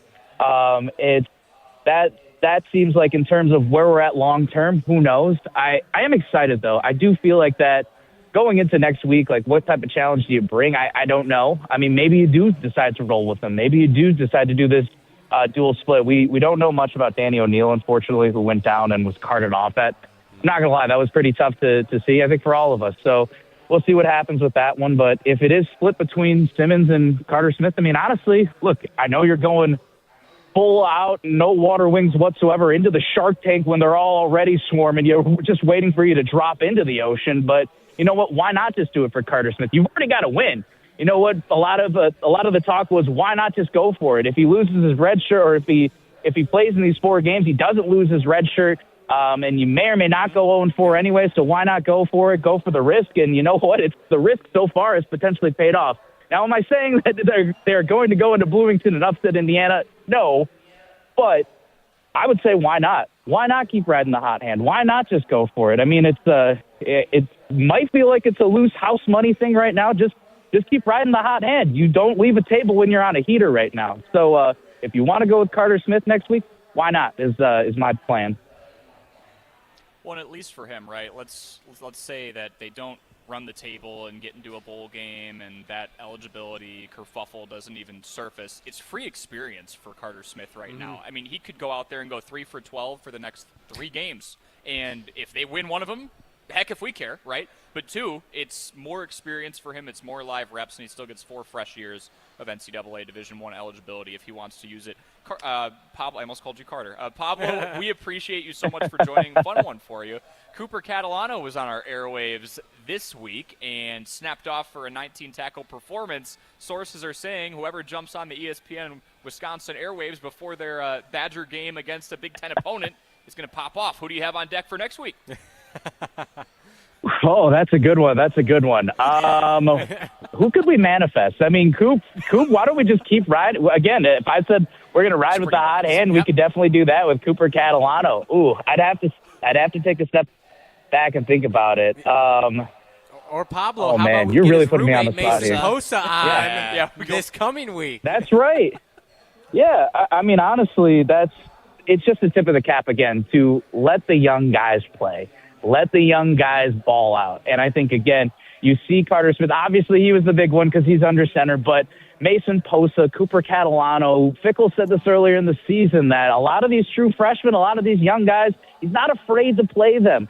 We didn't see much from Eugene Hilton necessarily, but still, it's just like those are an example of guys that are starting to come in, starting to get those reps, starting to feel like that they are really making a difference on this team. They're young guys. They're going to get some opportunities. Gideon Atuka, too. He balled out a little bit. He ended up leading the team in rushing yards. Unfortunately, I think a little bit of the, maturity situations and the growth of that unsportsmanlike penalty, that wasn't the best situation. Don't get me wrong. But that is a learning. That's going to be for sure used as hopefully at least a learning lesson, a time to grow, a time to understand and reflect. Okay, how can I not do that?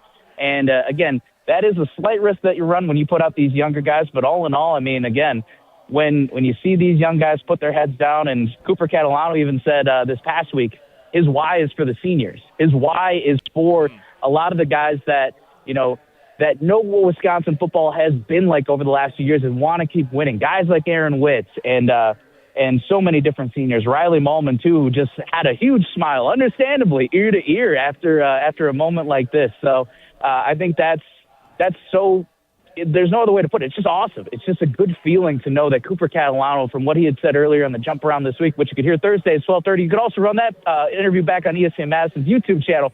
By the way, a little plug there. That, again, it's for the seniors. It's for this group. And ultimately, again, it's just really great to see that this team is genuinely for each other. Pablo, one more from me.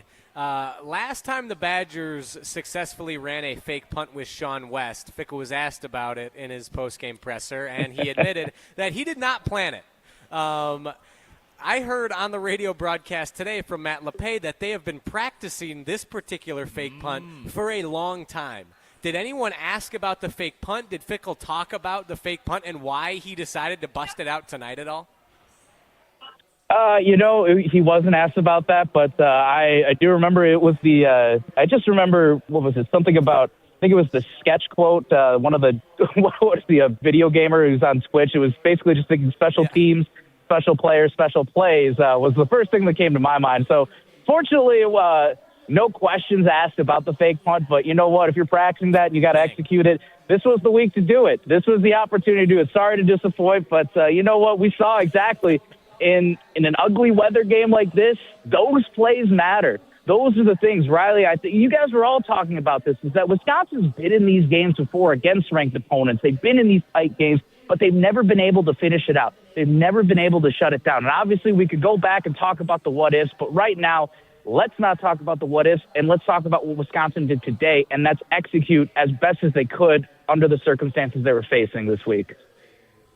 Yeah, and Fickell's gotten a lot of flack for coaching scared and quitting on the team by not calling timeouts at the end of halves and at the end of games. He did not coach scared today. He was going after it, and that was one of the play calls. Even though the drive didn't end up leading to points, that was still a gutsy call that paid off. Absolutely. Pablo, we appreciate you joining, man. Again, I said it at the beginning of the call, but it is so awesome to talk to you always, but especially after a win. All right. Appreciate you, boys. Have a good evening. Awesome stuff. That Thanks, is Pablo. the Thank wonderful, you, Pablo. the one, the only Pablo Glacius. When we come back, we have been teasing it. We will talk about it. Chris McIntosh's declaration that Luke Fickell will be the head coach in 2026. We'll also go over our Metro Florida Madison College football scoreboard update here on ESPN Wisconsin College Game Day, brewed by Coors Light. Post-game reaction continues next. This is ESPN Wisconsin College Game Day.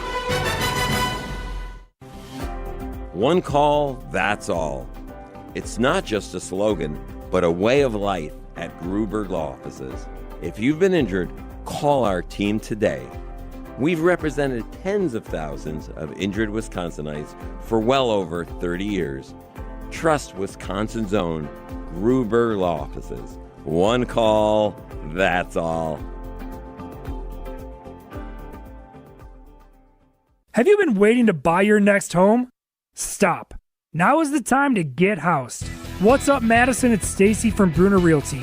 Nobody has a crystal ball to know what the future holds. The longer you wait to find your next home, the better the chance you'll be paying more for it than you would be today. Don't miss out on what could be the best opportunity to find your dream home. Contact our team at BrunerRealtyInc.com to help start your search. That's BrunerRealtyInc.com. Let's get housed.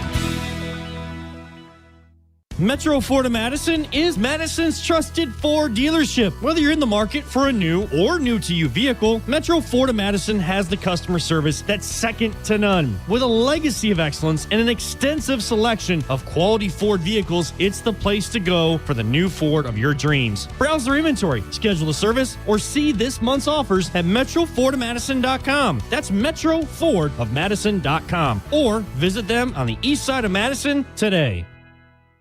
Want to join the fastest growing home solar company in the nation and work in the fastest growing industry in the world? Everlight Solar has open positions in the Madison area and in their newly open Milwaukee location. As Wisconsin's largest home solar company, Everlight Solar offers great opportunities to gain new skills and advance your career. Don't miss the chance to join the Everlight Solar team. Visit everlightsolar.com to apply today. Save money, save the planet, and start with Everlight Solar. It takes a team to meet just about any goal, and that's as true on the football field as it is in the office. So it's good to know that you have the Gordon Flesch Company on your side. For more than 60 years, GFC has provided cutting-edge office technology for companies of all sizes, and as the nation's largest Canon dealer, GFC delivers the latest office technology, serviced, and is supported by the most experienced professionals in the industry. That's business technology managed. Visit gflesch.com to learn more. Hey, it's ESPN Wisconsin's Alex Stroh for my great friends at Door County Distillery. Locally produced, handcrafted, award-winning spirits made locally in beautiful Door County. It's the best time of the year. It's bourbon season. Weather outside getting a little chilly, but you can stay warm with a delicious glass of the Door County Distillery bourbon. Or check out Door County Distillery exclusives like their cherry bourbon and their bat bourbon. It's bat good. Visit their website, doorcountydistillery.com. That's doorcountydistillery.com. Attention business owners and executives. Looking for a bank that's invested in your community as you are? Look no further than Starion Bank. As a Dane County community bank, Starion offers competitive deposit and loan rates while actively supporting local initiatives. Visit a business banker at one of our convenient branches in Middleton, Monona, and Sun Prairie. Starion Bank, full-service business banking, lending, and cash management. Hi, this is Lee, inviting you to Ruth's Chris Steakhouse in Middleton. We got a great happy hour every day of the week from 4 o'clock to 7, and our patio during the summer is open too. If you're getting married, special occasion, a birthday, anniversary, or even a business meeting, we've got all the accommodations right here at Ruth's Chris Steakhouse. You work hard and sometimes you're not sure what you want to do, where you want to spend your money. I want to encourage you to come into Ruth's Chris Steakhouse and say hello. It'd be a pleasure to meet you. We're on Badgers Volleyball. Join UW Volleyball for Stuff the Fieldhouse on Sunday, November 9th, benefiting the Goodman Community Center. Bring non-perishable food items to drop off at any gate to the Fieldhouse and help under-resourced folks in the Madison community celebrate Thanksgiving this year.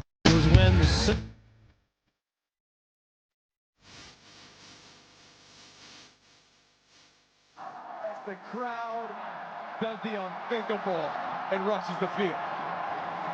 A program battered,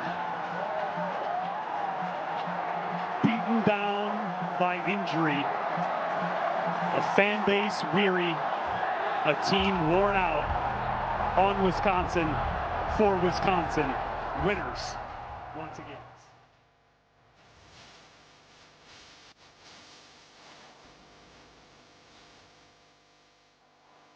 Well done. We got the field storming in there as we roll on in the ESPN Wisconsin College Game Day postgame show. We will talk about that, the field storming in a 13-10 victory against 23rd ranked Washington, albeit the first win for Wisconsin in general in about 2 months. So you know there was a lot of pent-up energy that crowd was looking to spend. Metro Ford of Madison is Madison's trusted Ford dealer. Whether you need to purchase, finance, or service a new or pre-owned Ford, Metro Ford is the place to go. Visit Metro Ford of Madison on the east side today, or go to their website, metrofordofmadison.com, to see this month's specials and browse their inventory. And now the master of scoreboards, Riley Yauk. Yes, it is time for our Metro Ford of Madison scoreboard update. I'll take you around college football and the top 25 scores across the country. Starting with the game still in action, Wake Forest up 13-9 over Virginia, 14th ranked Virginia.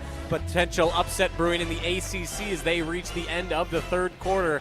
Cal also giving 15th ranked Louisville a run for their money. They're up 23-20 at the end of the third. Alabama, they're in control over LSU just starting the third quarter. They lead 17-3 at home.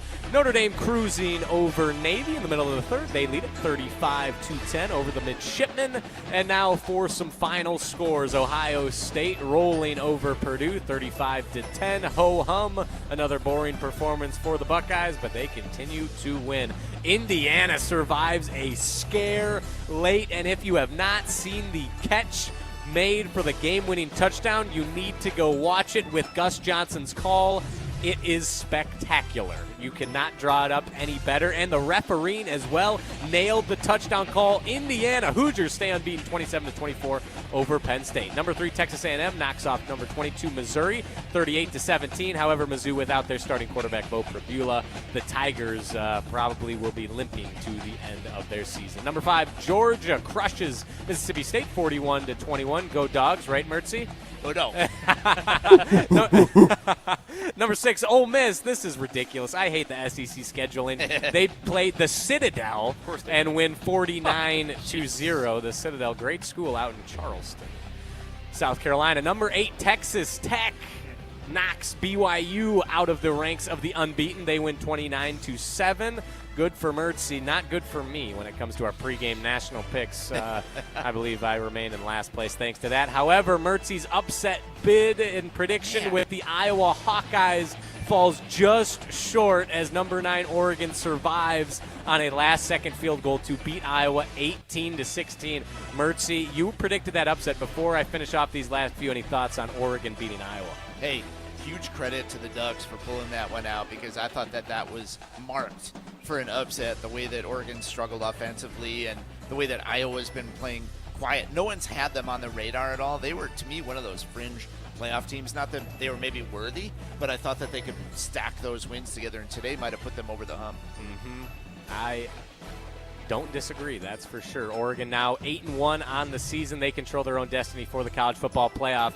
People are going to give Indiana crap for barely beating Penn State today. They better be keeping that same energy for Vanderbilt, who needs overtime to beat Auburn 45-38. Vanderbilt moves to 8-2. Miami handles business against Syracuse. USC beats Northwestern on Friday night. And Wisconsin knocks off the 23rd ranked Huskies 13-10 in a fantastic, potentially monumental victory for Luke Fickell and the Badgers. Whoop it up. And that is it for our Metro Florida Madison scoreboard update. Very nicely done, Riley. Around the Big Ten, a couple of teams got a scare, right? Number 9 Oregon got a scare, 18-16 over Iowa. You mentioned Indiana, possibly the catch of the year to seal off that victory, 27-24. But it was Wisconsin who pulls off the upset, 13-10 over Washington.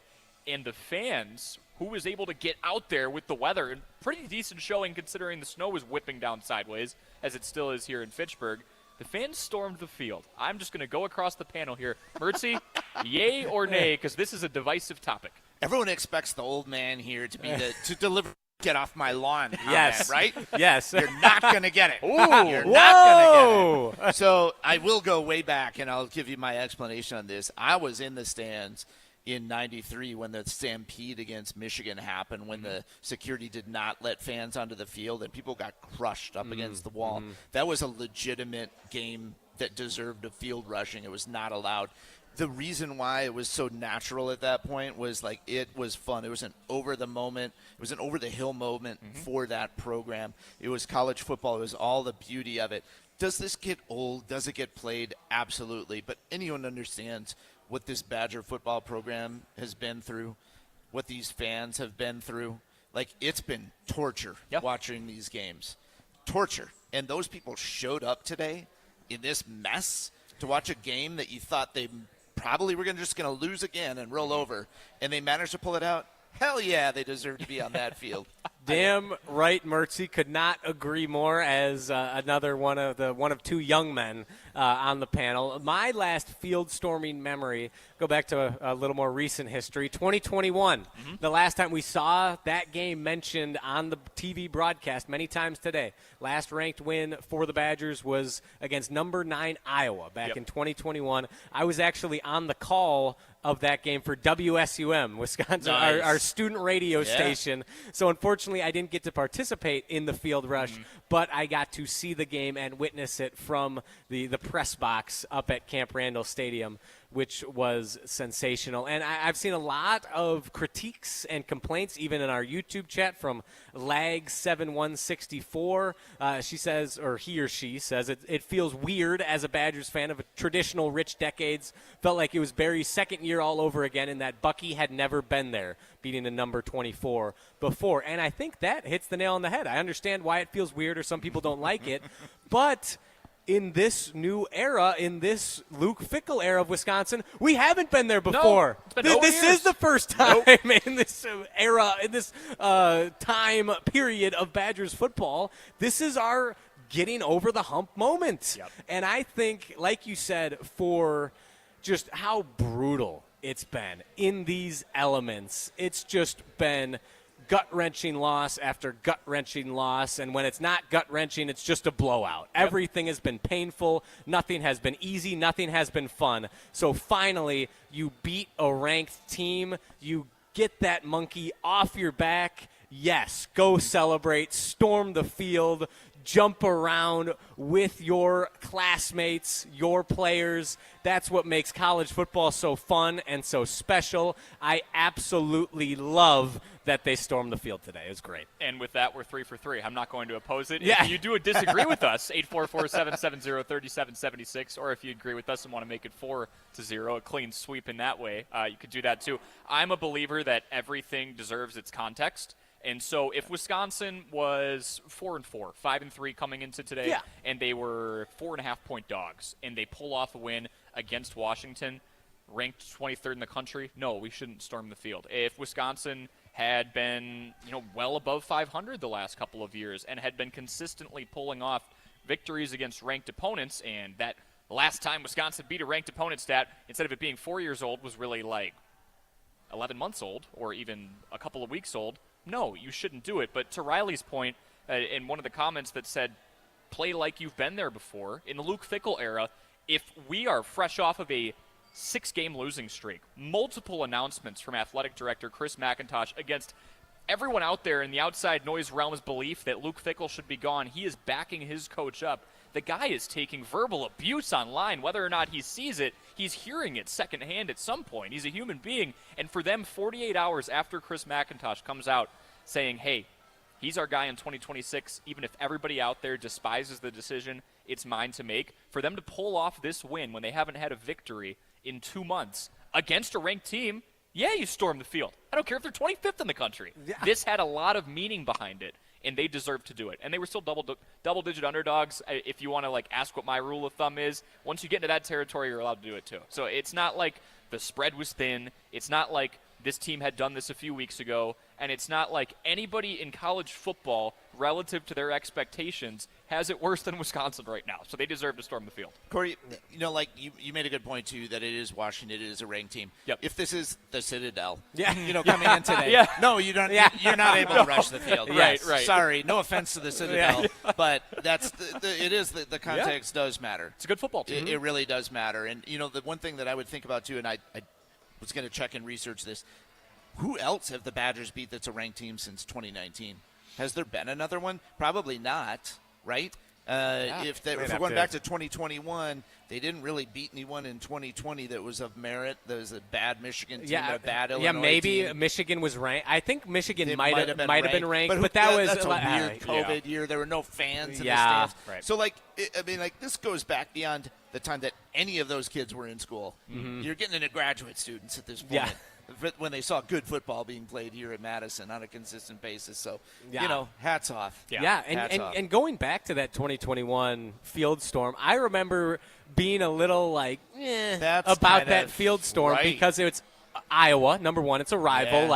You kind of don't do that. Yeah. And second, they were number 9 in the country. They were number 2 the week before, but then they were beaten, and I forgot who beat them, but they rushed the field after beating Iowa, and it seemed like the students, the next week it was like, okay, they just got beat when they were undefeated, number 2 team in the country. That makes sense to storm the field. Now, I'm pretty sure we were even favored in that game to win, and it's like, what are we doing here? This doesn't really make much sense. But it was 2021, COVID. Everyone just wanted to have that experience. That moment. So I get it, but that was I feel like that was less defensible than tonight's I think field that makes storm. sense. Yeah.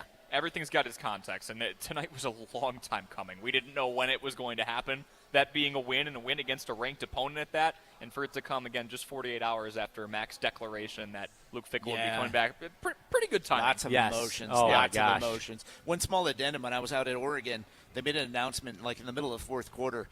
Every game there, they let people out 5 to 7 minutes after the game has ended onto the field. Oh, what? So, if you want to get your pictures or whatever else, be part of the experience, it's there. So that's also this thing, too. There's this allure of something you're not allowed to do. Yes. So you're going to take advantage of that opportunity, that rare opportunity when you're allowed to do it, and that's part of the thrill of storming the field. And I don't know about the psychology behind that. Maybe that works. Hey, if you're going to do it after every game, who cares? Yeah, who cares? What can we remember the last time Oregon has stormed the field? I can't. Yeah. No. I mean, I'll admit I haven't paid super close attention. Haven't been too locked and in on the Ducks. They've been very good, so it doesn't happen But as to the much. point, but though, that is a statement on where this program's at. Yes. And if that's what you're sad about, that's fair. But that doesn't mean that it shouldn't have happened tonight. Right. And that you still can't take joy in the fact that we won. Yes, is this program where anyone wants it to be still? No, not even close. Nope. But tonight we won, and tonight we celebrated, or celebrate, present tense and future tense. Riley's not done. No, sir, I am not. There may be some Coors Lights consumed after this postgame show wraps up, that's for sure. So tonight we enjoyed this, and then Monday when we meet Luke Fickell for the press conference, then it can get serious again. Yeah, I like that a lot. And speaking of that, great segue, Riley. ESPN Wisconsin College Game Day is presented to you by Coors Light. When you need to refresh on game day, choose a beer that's as cold as the Rockies. Cold filtered, cold lagered, and cold packaged for peak refreshment. When the mountains are blue, you know what to do, and it's what Riley's going to do tonight. Crush a Coors Light. 2025 Coors Brewing Company, Golden, Colorado. Scott from Fort Worth is on the line. Plural. We will take him. Yeah. Oh, many. Per person, per capita. Scott from Fort Worth is on the line. We will take his Let's call go. on the other We've end been of the waiting break. for Scott. We'll take him right on the other end of the break here on ESPN Wisconsin College Game Day, brewed by Coors Light. Post-game reaction continues next. This is ESPN Wisconsin College Game Day. Your family's safety is your responsibility, and it starts with a solid roof. When the next storm rips through and takes some of your shingles with it, call Badgerland Exteriors. Or looking to replace your whole roof but don't want to break the bank? Let the team at Badgerland Exteriors give you a free, no obligations estimate.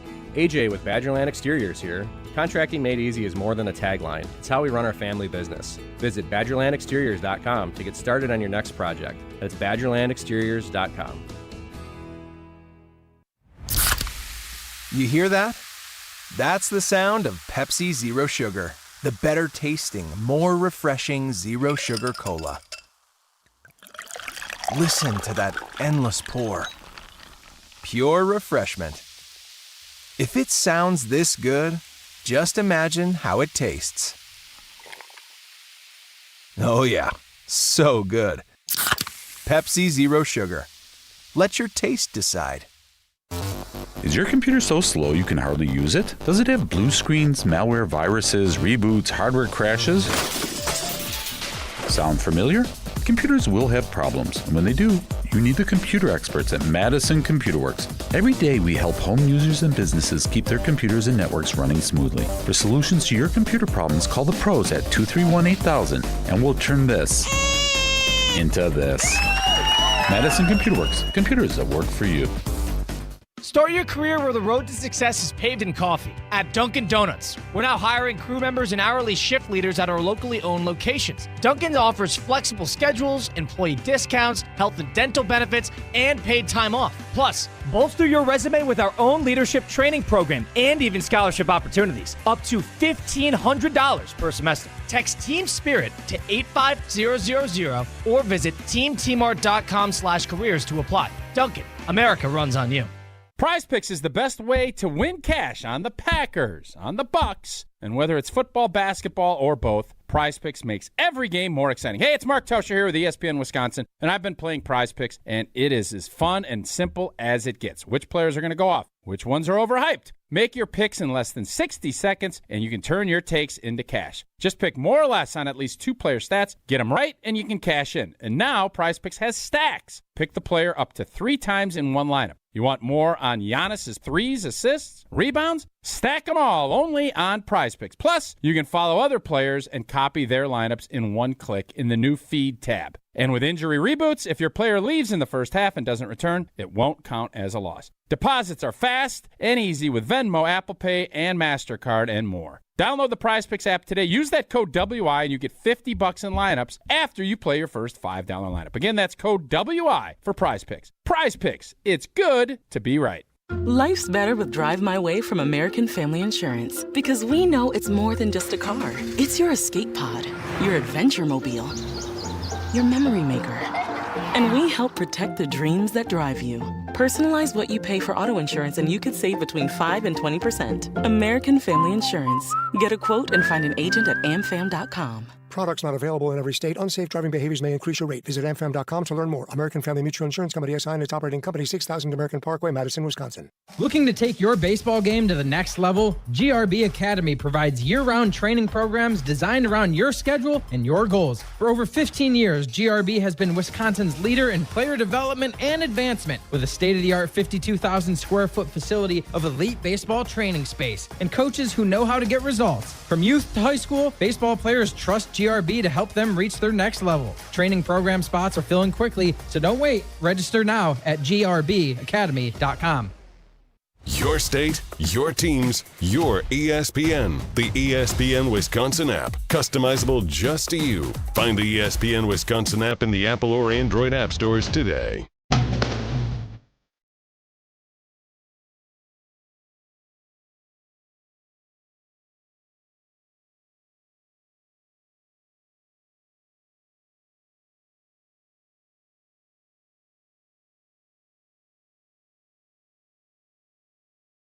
Welcome back to our party here on ESPN Wisconsin College Game Day, brewed by Cougars Light.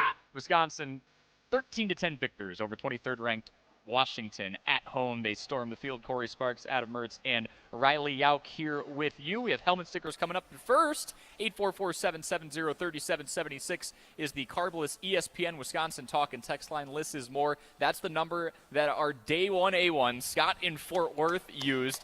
Post-engagement party, or are you still there, Scott? All right, thanks for taking my call. No, it was my boss's engagement party. We're driving home now. There we go.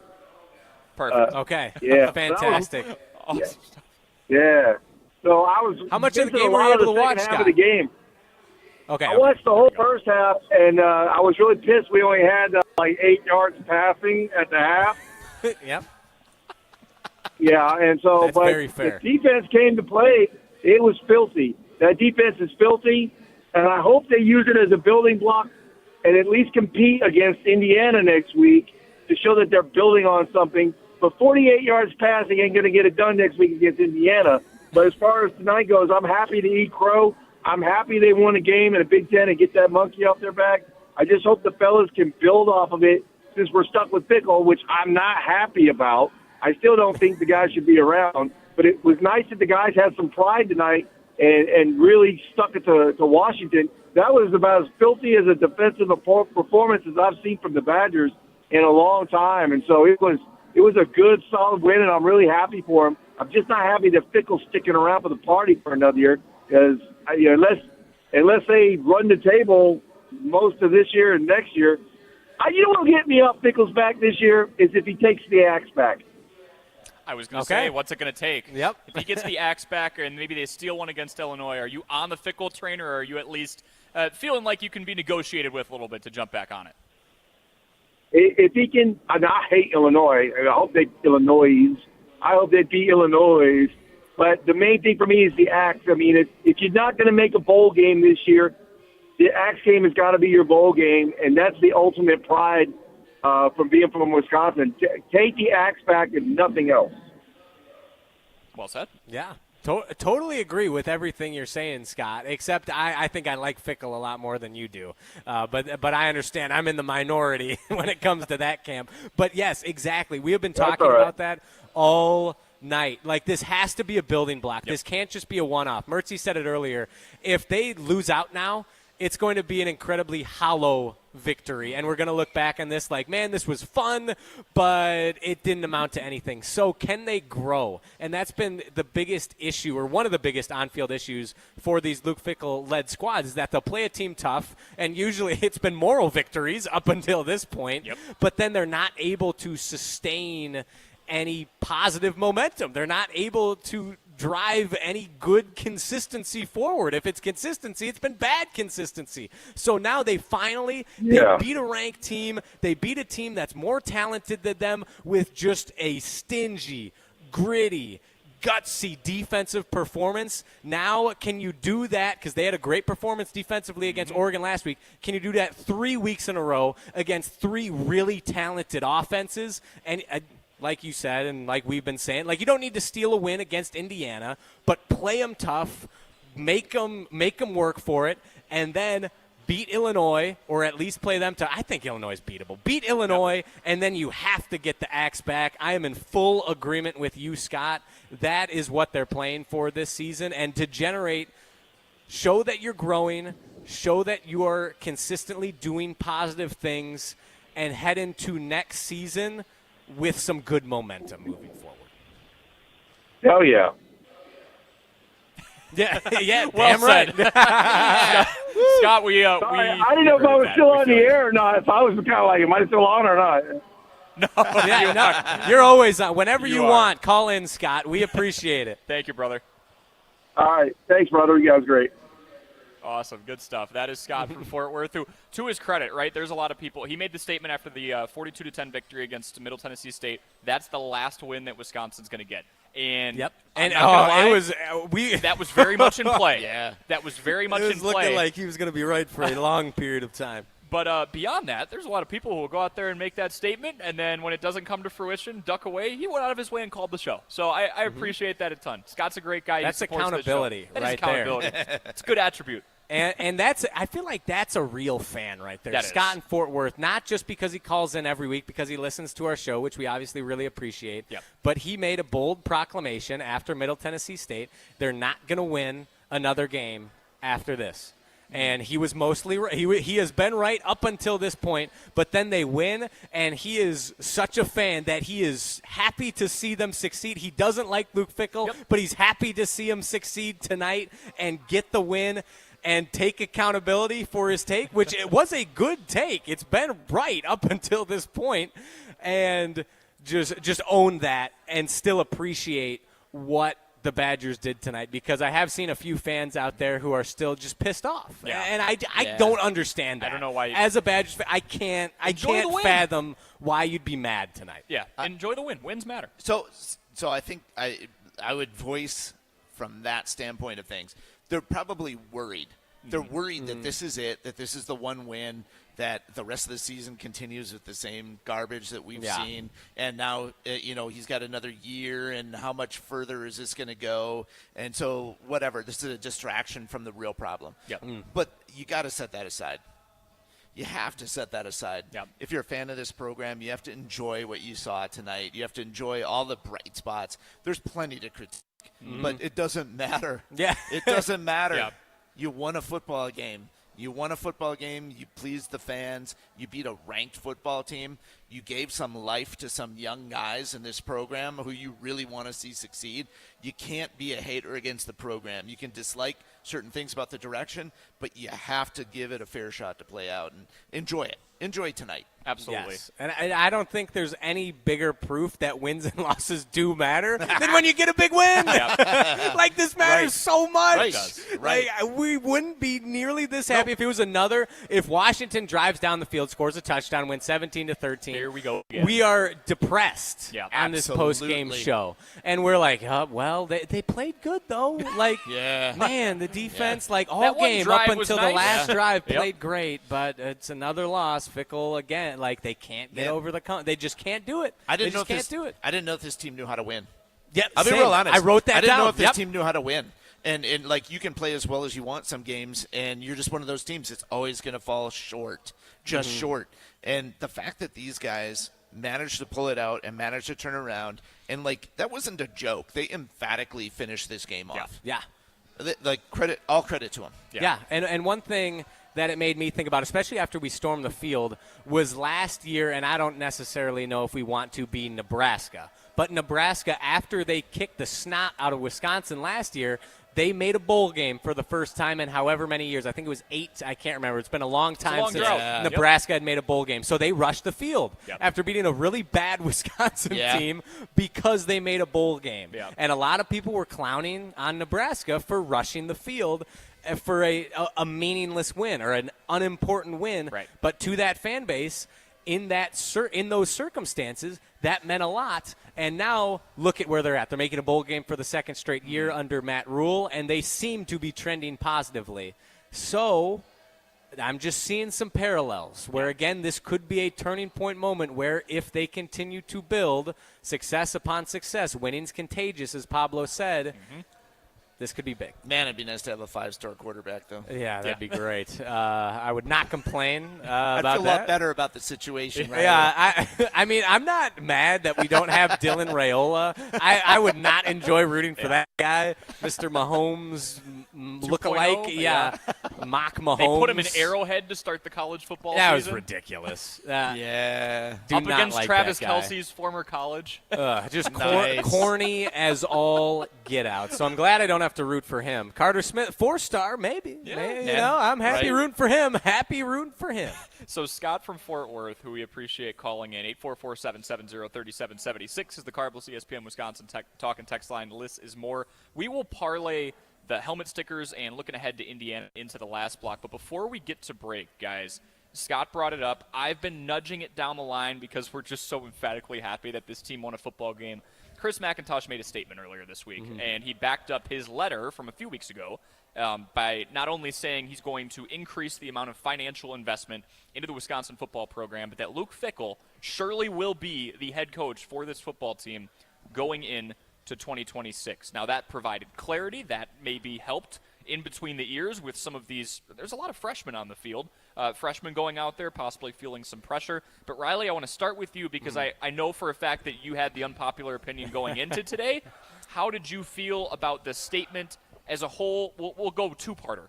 Mac's delivery of it, but also the reality of having, because I think that's important, the reality of having Luke Fickell going into next year. Yeah, so let me start with the negative, and that'd be Mac's delivery of it and his media appearances. They're just abysmal. I despise listening to Chris McIntosh talk.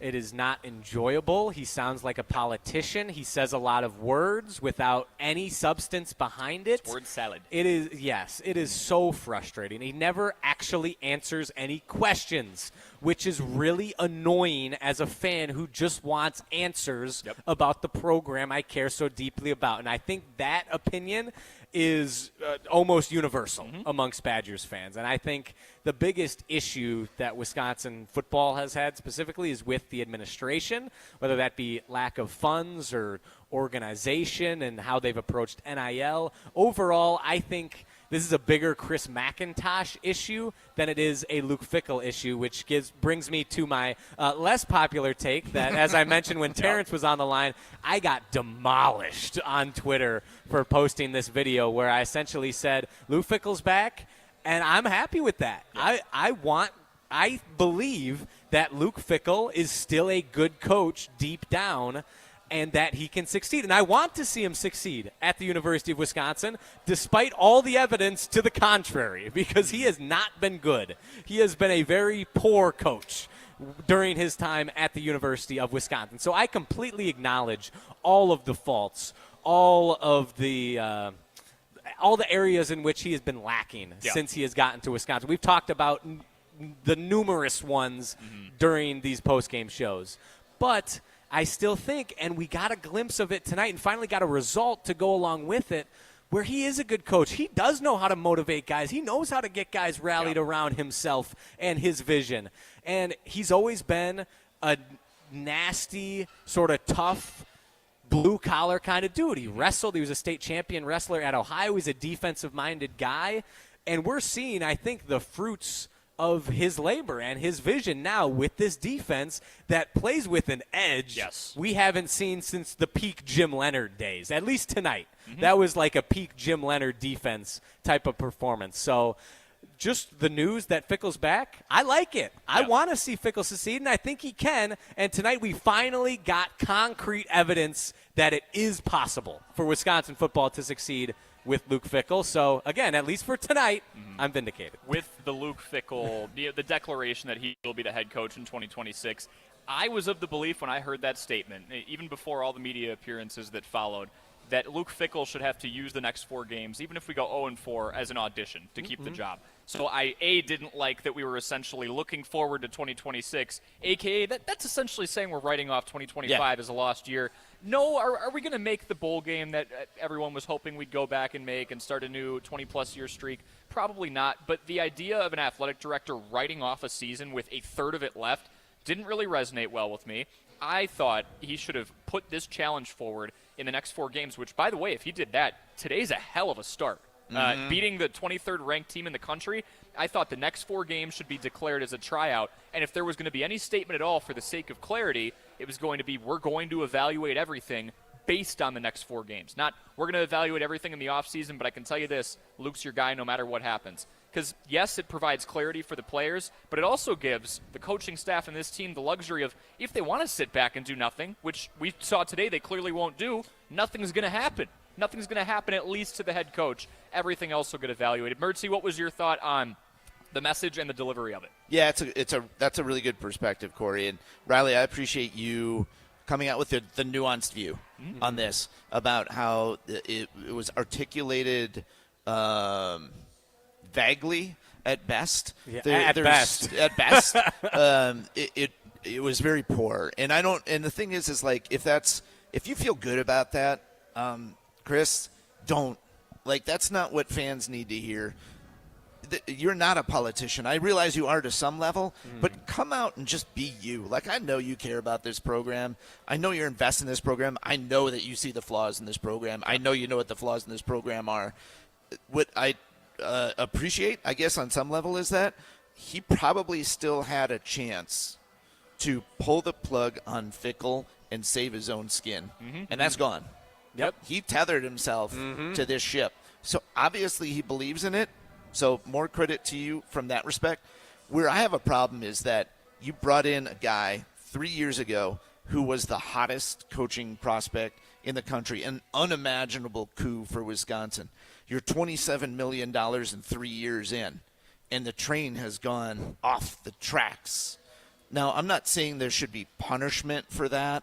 Like, if you still think there's a chance to get this back on, if you still believe in him, hey, that's your right, and you can get people to buy into this. Sure. You know, I still say good luck with that one. Yeah. There's a lot of people that are canceling their season tickets after this year, no matter what. So you're going to have to ride this thing out and come back from it. But don't tell me that you're getting a do-over. That's not why you hired someone of that character, track record, capability. This has been a disaster, and just acknowledge that it's a disaster. And he kind of does. I'll give him some credit on that. He kind of does. He still tiptoes around it, But though. he does still tiptoe around it. And to me, like, Luke Fickell came in here, and now you're saying you're going to invest in NIL? Yeah. Why? What? We're about 5 years behind. What are you talking about? Like, this is a revelation? Why did Luke Fickell let that happen? If he could have gone anywhere, why did he come somewhere that was ill-prepared for this era? That doesn't make him look good. No. Like, there's a lot of questions that you go back on this and say, this, whatever, man. Good luck. Hope that the stability factor, because I do worry about turning over another coach and who you're going to bring in, especially in a cycle where there's going to be like 10 to 15 like pretty prominent openings. There's going to be a lot of competition. You probably overpay again for someone. Can you get the right person? Who knows? So if you feel like casting your lot with him, great. But let's not pretend that this hasn't been an utter disaster to this point and that he has to do a complete 180 to get this back even to the level that it was before, which was not what people were satisfied with. Hence, Paul Chris getting fired coming off of a 9-4 season. Exactly. It's very well put. Yes, and I totally acknowledge that, Mertzy, and agree. Like, he came in, the whole recruiting pitch with bringing in Luke Fickell was we're going to compete for championships. We're going to elevate Wisconsin to the next level, and it has been the opposite. They have gone from competing, at least being in the mix for championships, not – They did compete for some Big Ten championships and got close to a college football playoff a couple times. The argument was we were going to take that next step because that's what he did at Cincinnati. Yes, and especially with an expanded playoff. Like, Wisconsin be a shoo-in. Like, this should be – the college football playoff should be the goal every year under a Luke Fickell coach team. He brought Cincinnati there in the 4-team iteration. So why can't he do that at Wisconsin? So, and now he's pivoted also – which is why I also don't understand, why are you changing your goals now? Like, because he specifically mentioned, next year our goal is to compete in the Big Ten. It's like, dude, stay consistent. Don't reel it back. I still think that Luke Fickell can be a championship caliber coach. So if you believe in him, say that. Say that our goals haven't changed. We still expect to compete for championships. Maybe it's not on the timeline we expected because everything has gone wrong. And you can blame injuries, you can blame NIL, whatever you want. But don't move the goalposts. Like it's Yeah. just so lame, and you're backtracking, and just the way McIntosh has handled this situation has been abysmal in my mind. And to move the goalposts when I don't want to look too far ahead, but I've been schedule watching in 2026. It's hard not to when you see the gauntlet that Wisconsin's faced. Iowa has now been a ranked team at some point this year, so is Washington. So we're well above the halfway point in terms of who Wisconsin's played that was in the top 25 at some point. Next year's supposed to be a lot more gettable, unless those teams change a ton, which they can. We've seen Indiana flip on a dime in 1 year. So although I do think a Kurt Signetti of the world is a one-off, there's not going to be a whole lot of those. Yeah. But with that being said, next year's schedule is going to be more gettable. To then lessen your goals or make them what they perceive as more realistic for what might be a 3-9, 4-8, 5-7 football team is a little discouraging, and I agree with both of you that the delivery of the message of not taking it head on.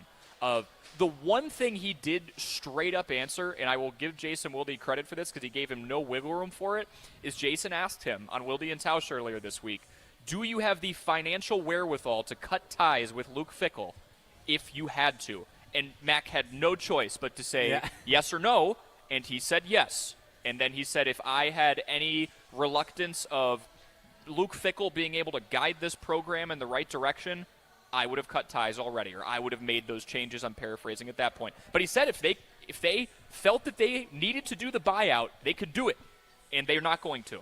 So that gives me a small amount of confidence that, okay, this program is of the belief, if that is true, of course. NIL is still very murky waters in terms of the funding that different universities have and how they can handle the buyout and where that money comes from. But I did think that was interesting that the one direct answer we did get out of that was we could buy him out if we actually needed to. I think that's a great point, Corey. A really good point, and that was a great question by Jason. Just kind of put him right out there and just like was silent. And let him answer it. Because here's the deal. This is what gets talked about a lot. What, 25 mil? I've heard 25 to 27 mil after this season. When you look at some of the breakdowns that have come out, economic, the revenue that comes in on a Badger football season. Hey, I'm not saying 25 million is peanuts, but there's income in and there's money out, and the income in is going to take a hit based on this decision. Yes, it's going to take a hit. Absolutely, people are not going to renew tickets. Fewer people means fewer beers and peanuts and pretzels sold at the game. Fewer jerseys bought. Less incentive to get on board in any way, shape, or form. Donations to the university. Like, this thing has a ripple effect. So you are making a local big, businesses. big bet. Yeah, and that's outside of anyone else's interest in this, right? That's just thinking from a UW standpoint of, like, the money. Like, $60 million, I believe it is, that this program brings in just internally. Now, that's not expenses and whatnot, but that's a big chunk of money. It is. You lose $20 million out of that. All of a sudden, $25 million does not seem like as big a number. Yeah, it's a very good point. So he, he's putting his – give him credit. He's putting his money where his mouth is. Well said. And that's this is just wishful thinking, but I just wish there was more transparency with college football and that we were able to see, like, it's because college football now has become a semi-professional sports league. Like, athletes are getting paid for their services. Wait, what's the semi? Exactly. It's not even just that they're younger. That's it. That's the only thing that makes it semi-professional. They're getting paid to play football. It's professional football.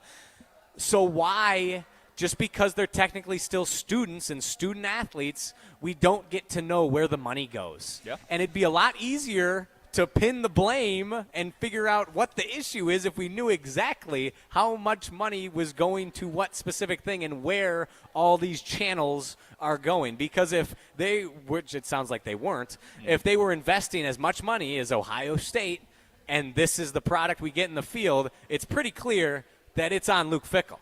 But if you look at the numbers and Ohio State's outspending us by $30 million, that's hard to point the finger at Luke Fickell. Exactly. So it's a difficult situation. I wish there was more transparency. I don't think we're ever going to get it. So that's just throwing a penny in a well. Do you think investors are going to buy this pitch in the offseason? That's my question. Apparently, it sounds like at least some have, where he's confident enough that they have made the changes where they're going to invest enough to flip things around on a dime. Today will be on the Google Slides presentation. I can't confirm that. Yeah. No doubt. We were capable. Exactly. We Yes. did this. No doubt. Yep. Exactly. So clearly he's convinced enough people, at least in his mind. Yep. But at least for the fan base, and we talked about this on the jump around with Nicole Auerbach of NBC Sports and SiriusXM, College Football Insider. I lost my train of thought. That is frustrating. When it comes to money, where am I trying to go with this? That transparency. No, I can't remember. I completely I completely I tried to forgot. throw you a lifeboat. Thank you. Mine was I deflated, appreciate too. that. It was going to be Mercy's was better than mine. a really compelling point too, which is really frustrating. We'll see if I can remember for the next segment. I'll think about it. I know I'll get it back, but I lost my train of thought. So. It's just we're too deep into the weeds of Chris McIntosh and the money, this program, and no, it's fair. All the shambles that it's in.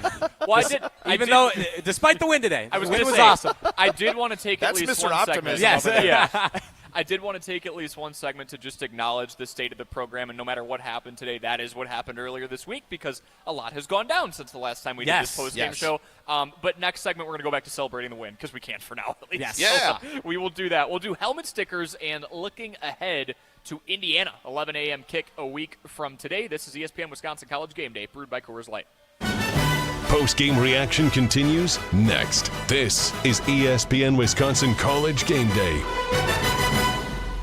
Game Day in Wisconsin calls for a big play. The Big Dinner Box from Pizza Hut. 2 medium, 1-topping pizzas, 8 boneless wings, and 5 breadsticks, all for just $19.99. That's enough for you to feed your whole lineup and the fans before kickoff. Hand-tossed, pan, thin and crispy, even tavern style. Pizza Hut has something for every seat in the stadium. Order now for delivery or carryout at pizzahut.com or on the app. Fuel your game day with the Big Dinner Box. Pizza Hut. Feed good times. Experience, knowledge, and results. That's what really matters when you need help after a serious truck accident. You'll need a lawyer experienced in fighting and winning for people just like you. Gruber Law Offices has the resources, strong track record of success, and a team of experienced lawyers to take care of your needs. We've successfully helped people injured in big truck accidents for more than 35 years. Gruber Law Offices. One call, that's all. Coors Light presents To Chill or Not to Chill. When your friend skips your favorite song on the playlist. End the friendship. Or choose chill because that song lives rent-free in your head anyway. And you planned ahead by bringing Coors Light to the party. And the sound of that ice-cold can cracking open was music to your ears already. Coors Light. Choose chill. Celebrate responsibly. 2024 Coors Brewing Company, Golden, Colorado. Looking for something fun to do this winter? Get your friends together and join MSCR on the courts. Hey, it's Jesse Nelson. Madison School and Community Recreation's adult winter volleyball and basketball leagues are open for registration now. Men's, women's, and all gender leagues are forming with games starting in early January at gyms all around Madison. MSCR leagues are all about community, connection, and having a great time, no matter your skill level. Sign up today at mscrsportsleagues.org. That's mscrsportsleagues.org. Metro Kia of Madison is Madison's trusted Kia dealership, and they are home to the 20-year, 200,000-mile warranty. If you're looking to purchase, finance, or service your vehicle, Metro Kia of Madison is the place to go. Whether you're looking for a new or pre-owned Kia, you can browse their extensive inventory and find this month's specials at MetroKiaofMadison.com. That's MetroKiaofMadison.com. Find your new vehicle at your trusted Kia dealership on the east side of Madison today. To help those who want to be helped, but may not be able to afford it. That's what PGA Tour winner Grayson Murray had envisioned for a foundation before he sadly took his own life at just 30 years old. His parents channeled their grief into creating the Grayson Murray Foundation, carrying out his vision to help those struggling with mental health and addiction. To donate and learn more, visit GraysonMurrayFoundation.com.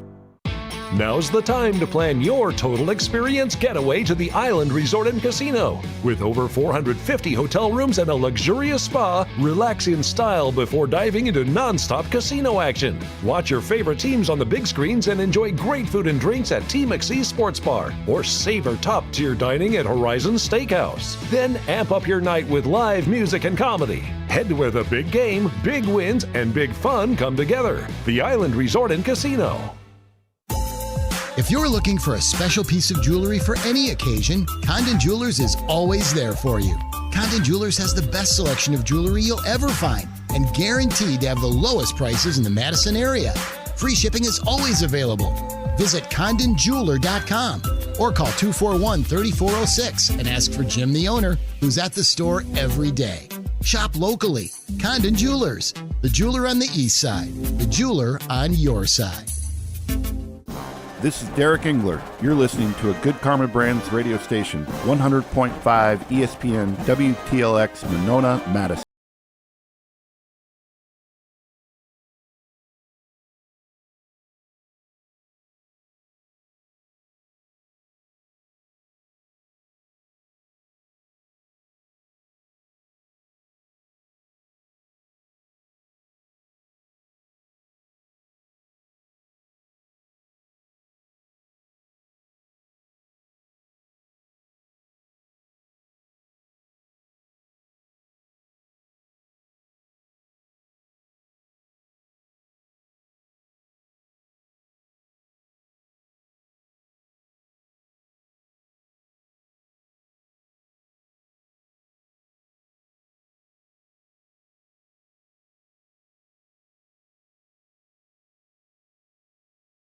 And we will look ahead. But first, ESPN Wisconsin College Game Day is presented to you by Coors Light. When you need to refresh on game day, choose a beer that's as cold as the Rockies, cold filtered, cold lagered, and cold packaged for peak refreshment. When the mountains are blue, you know what to do, and that's crush a Coors Light 2025. Coors Brewing Company, Golden, Colorado. And we do have a caller on the ESPN Wisconsin Talk and Text line right now. I am so sorry I am forgetting your first name, but I know you're in Mount Horeb, so out to Mount Horeb we go. Yeah, it's Chris in Mount Horeb. Chris, there we go. Chris. I'm so sorry, Chris. $5 Yeah. What's up, Chris? Hey, yeah, just coming back from a celebratory prime rib dinner out at the High Point Steakhouse in Ridgeway. Good choice. Good choice. Nicely done.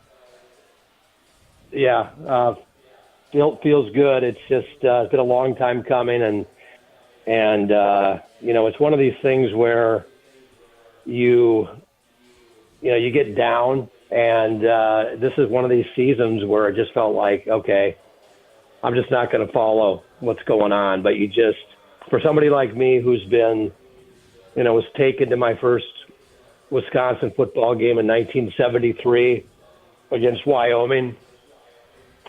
Wow. At age 4 years old, it's just in the blood, and you can't kick the habit, and it's just so great to see the Badgers and in a very sparse Camp Randall, to see them pull out a victory. It's emotional. After kind of a long drought, and they said on TV they hadn't beaten a ranked team since 2021, beating Iowa, and that was a pretty bad Iowa team, actually, if truth be told, that year. But so it's been a while. So I feel good. I mean, it just seems like that's how life is, right? You're kind of at the bottom, and everybody's down. But it was just to see the players excited, and to see the defense just play the way they did, and just so tough. I mean, I think that having a defense like that, I mean, of course, we'll see how it goes next week against Indiana, but to have a defense that can play with a lot of energy, and we've clearly got some great athletes on the field there. It was just, hopefully we can figure out the offense a little bit more, but it's just, I'm going to take this game and just savor it. So just wanted to put that in there. was able to get on, and thanks for what you guys are doing. Thank you so Thank much. you, for calling. Chris. Yeah, thanks, Chris. And if you're still on as a former college wide receiver, what's it feel like to see a team win a game with basically 24 passing yards? Well, I mean, we could. I suppose we could run the single wing if bust off the single wing offense. That may be what we have to go to. But yeah, I don't think I've ever seen anything like that before. But we'll take it. Take the W. Take the W. That we will, Chris. Yeah. All right, Adam. We'll see you around. Thanks for the call, Chris. Good stuff. I was going to say, I was waiting for the shoe to drop. About to ask, Adam, how'd you know this guy was a college wide receiver? What kind of research were you IPing It's impressive. him? Yeah, the VPN through the call? Yeah, exactly. That is awesome stuff. Well, yeah, that is a passing performance and a game that we will not soon forget, that's for sure. So I don't think we're going to assign helmet stickers to anybody in the passing game, but I could be wrong. I'm just speaking for myself. That means it is time to give out those helmet stickers to the Wisconsin Badgers for the win today. Let's see who earned it. Jack Cichy doing it all on this drive for the Badger D. Melvin Gordon inside the 20. Uses the stiff arm. Hold on. Is he in? It's a Wisconsin touchdown. Going deep. Down the left sideline. Man's there and got it. In stride. And it's Vinny Anthony. Touchdown, Wisconsin. Time to give out some helmet stickers on ESPN Wisconsin College Game Day. All right, Corey Sparks, Adam Mertz, Riley out here with you, wrapping up the ESPN Wisconsin College Game Day post-game show brewed by Coors Light. Helmet stickers, essentially your player of the game or your game ball.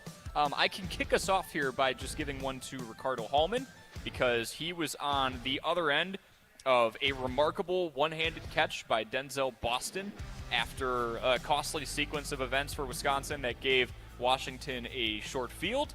I thought it was defensive or offensive pass interference in real time, and then they rolled the replay back, and I just realized Denzel Boston's probably going to be playing on Sundays pretty soon. Remarkable catch. Yeah, he's absolutely. Good. I just came to that realization. Ricardo Hallman's had a tough year, but then not long after, probably 30, 45 minutes in real time later, not even, he undercuts a route, and basically, you described it perfectly when it was happening, Riley. Runs the route for the respective receiver and gets his second pick of the season in what's been a pretty rough dry spell for him the last couple of years. It's tough to live up to a 7-interception season and one of the best of any defensive back in college football, but he has taken a step back production-wise. It was nice to see him get his second turnover over the course of a few weeks here. Yeah, totally agree. And I'm going to stick with the defense for my helmet sticker. I mean, Cooper Catalano's my player of the game. He was all over the field, a tackling machine. There's a reason he leads the state of Wisconsin in tackles for high school football, and he might lead the Wisconsin Badgers in tackles when his career is all said and done. He had 18 tonight. But a play we haven't mentioned that's actually huge. I'm giving my helmet sticker today to Ben Barton. Yes. Got his big old paw up there Yeah. and blocked a game-tying field goal. We haven't talked about that at all. No. I don't know whether or not the kick goes in. We couldn't tell. It didn't make it past the line of scrimmage. But great call. Does Wisconsin score another point in the rest of the game? I don't know. I don't know. We have to find out. It would have been a very tough ask for that offense to go down the field and get 3 more points. So Ben Barton with a field goal block. The entire defense was just playing out of their minds, and that was a game-changing play that I think will probably go overlooked today. Great call. Mertzy? I love it. We could go with Sean West, the best offensive weapon at punter since our very own Brad Norman. Exactly. But, great call. But I'm going to go with Mason Posa with the strip sack. That was a consequential play in this game. Again, we've talked through how Wisconsin could not put drives together tonight to give that short field and set them up for success for that huge touchdown to make this a game, to all of a sudden change the whole paradigm of the game. Mason Posa, man, you did it, and you finished this game off with that 4th down stop too. So those 2 young linebackers, really impressive today. You remove either of those plays, and I'm not sure Wisconsin wins this football game, right? Yep. Ben Barton doesn't block it. It was 50-plus yards in the snow, so I do wonder if it goes through. It's not a gimme. But if Mason Posa doesn't get that strip sack, they don't quite win. frankly don't trust this offense to drive down the field. Yeah, so getting the short field was huge. All right, next week, it's Indiana, 11 a.m. kick. Mertzy, this is essentially where we do our final thoughts. I'll give it to you here first. Hey, let's see this momentum continue. Again, like we've talked about, not expecting a win at Indiana. I mean, that would be we'd have to like step back and really it's like, collect our thoughts on that one. So I'm not even going to put that in the realm of possibility at this point.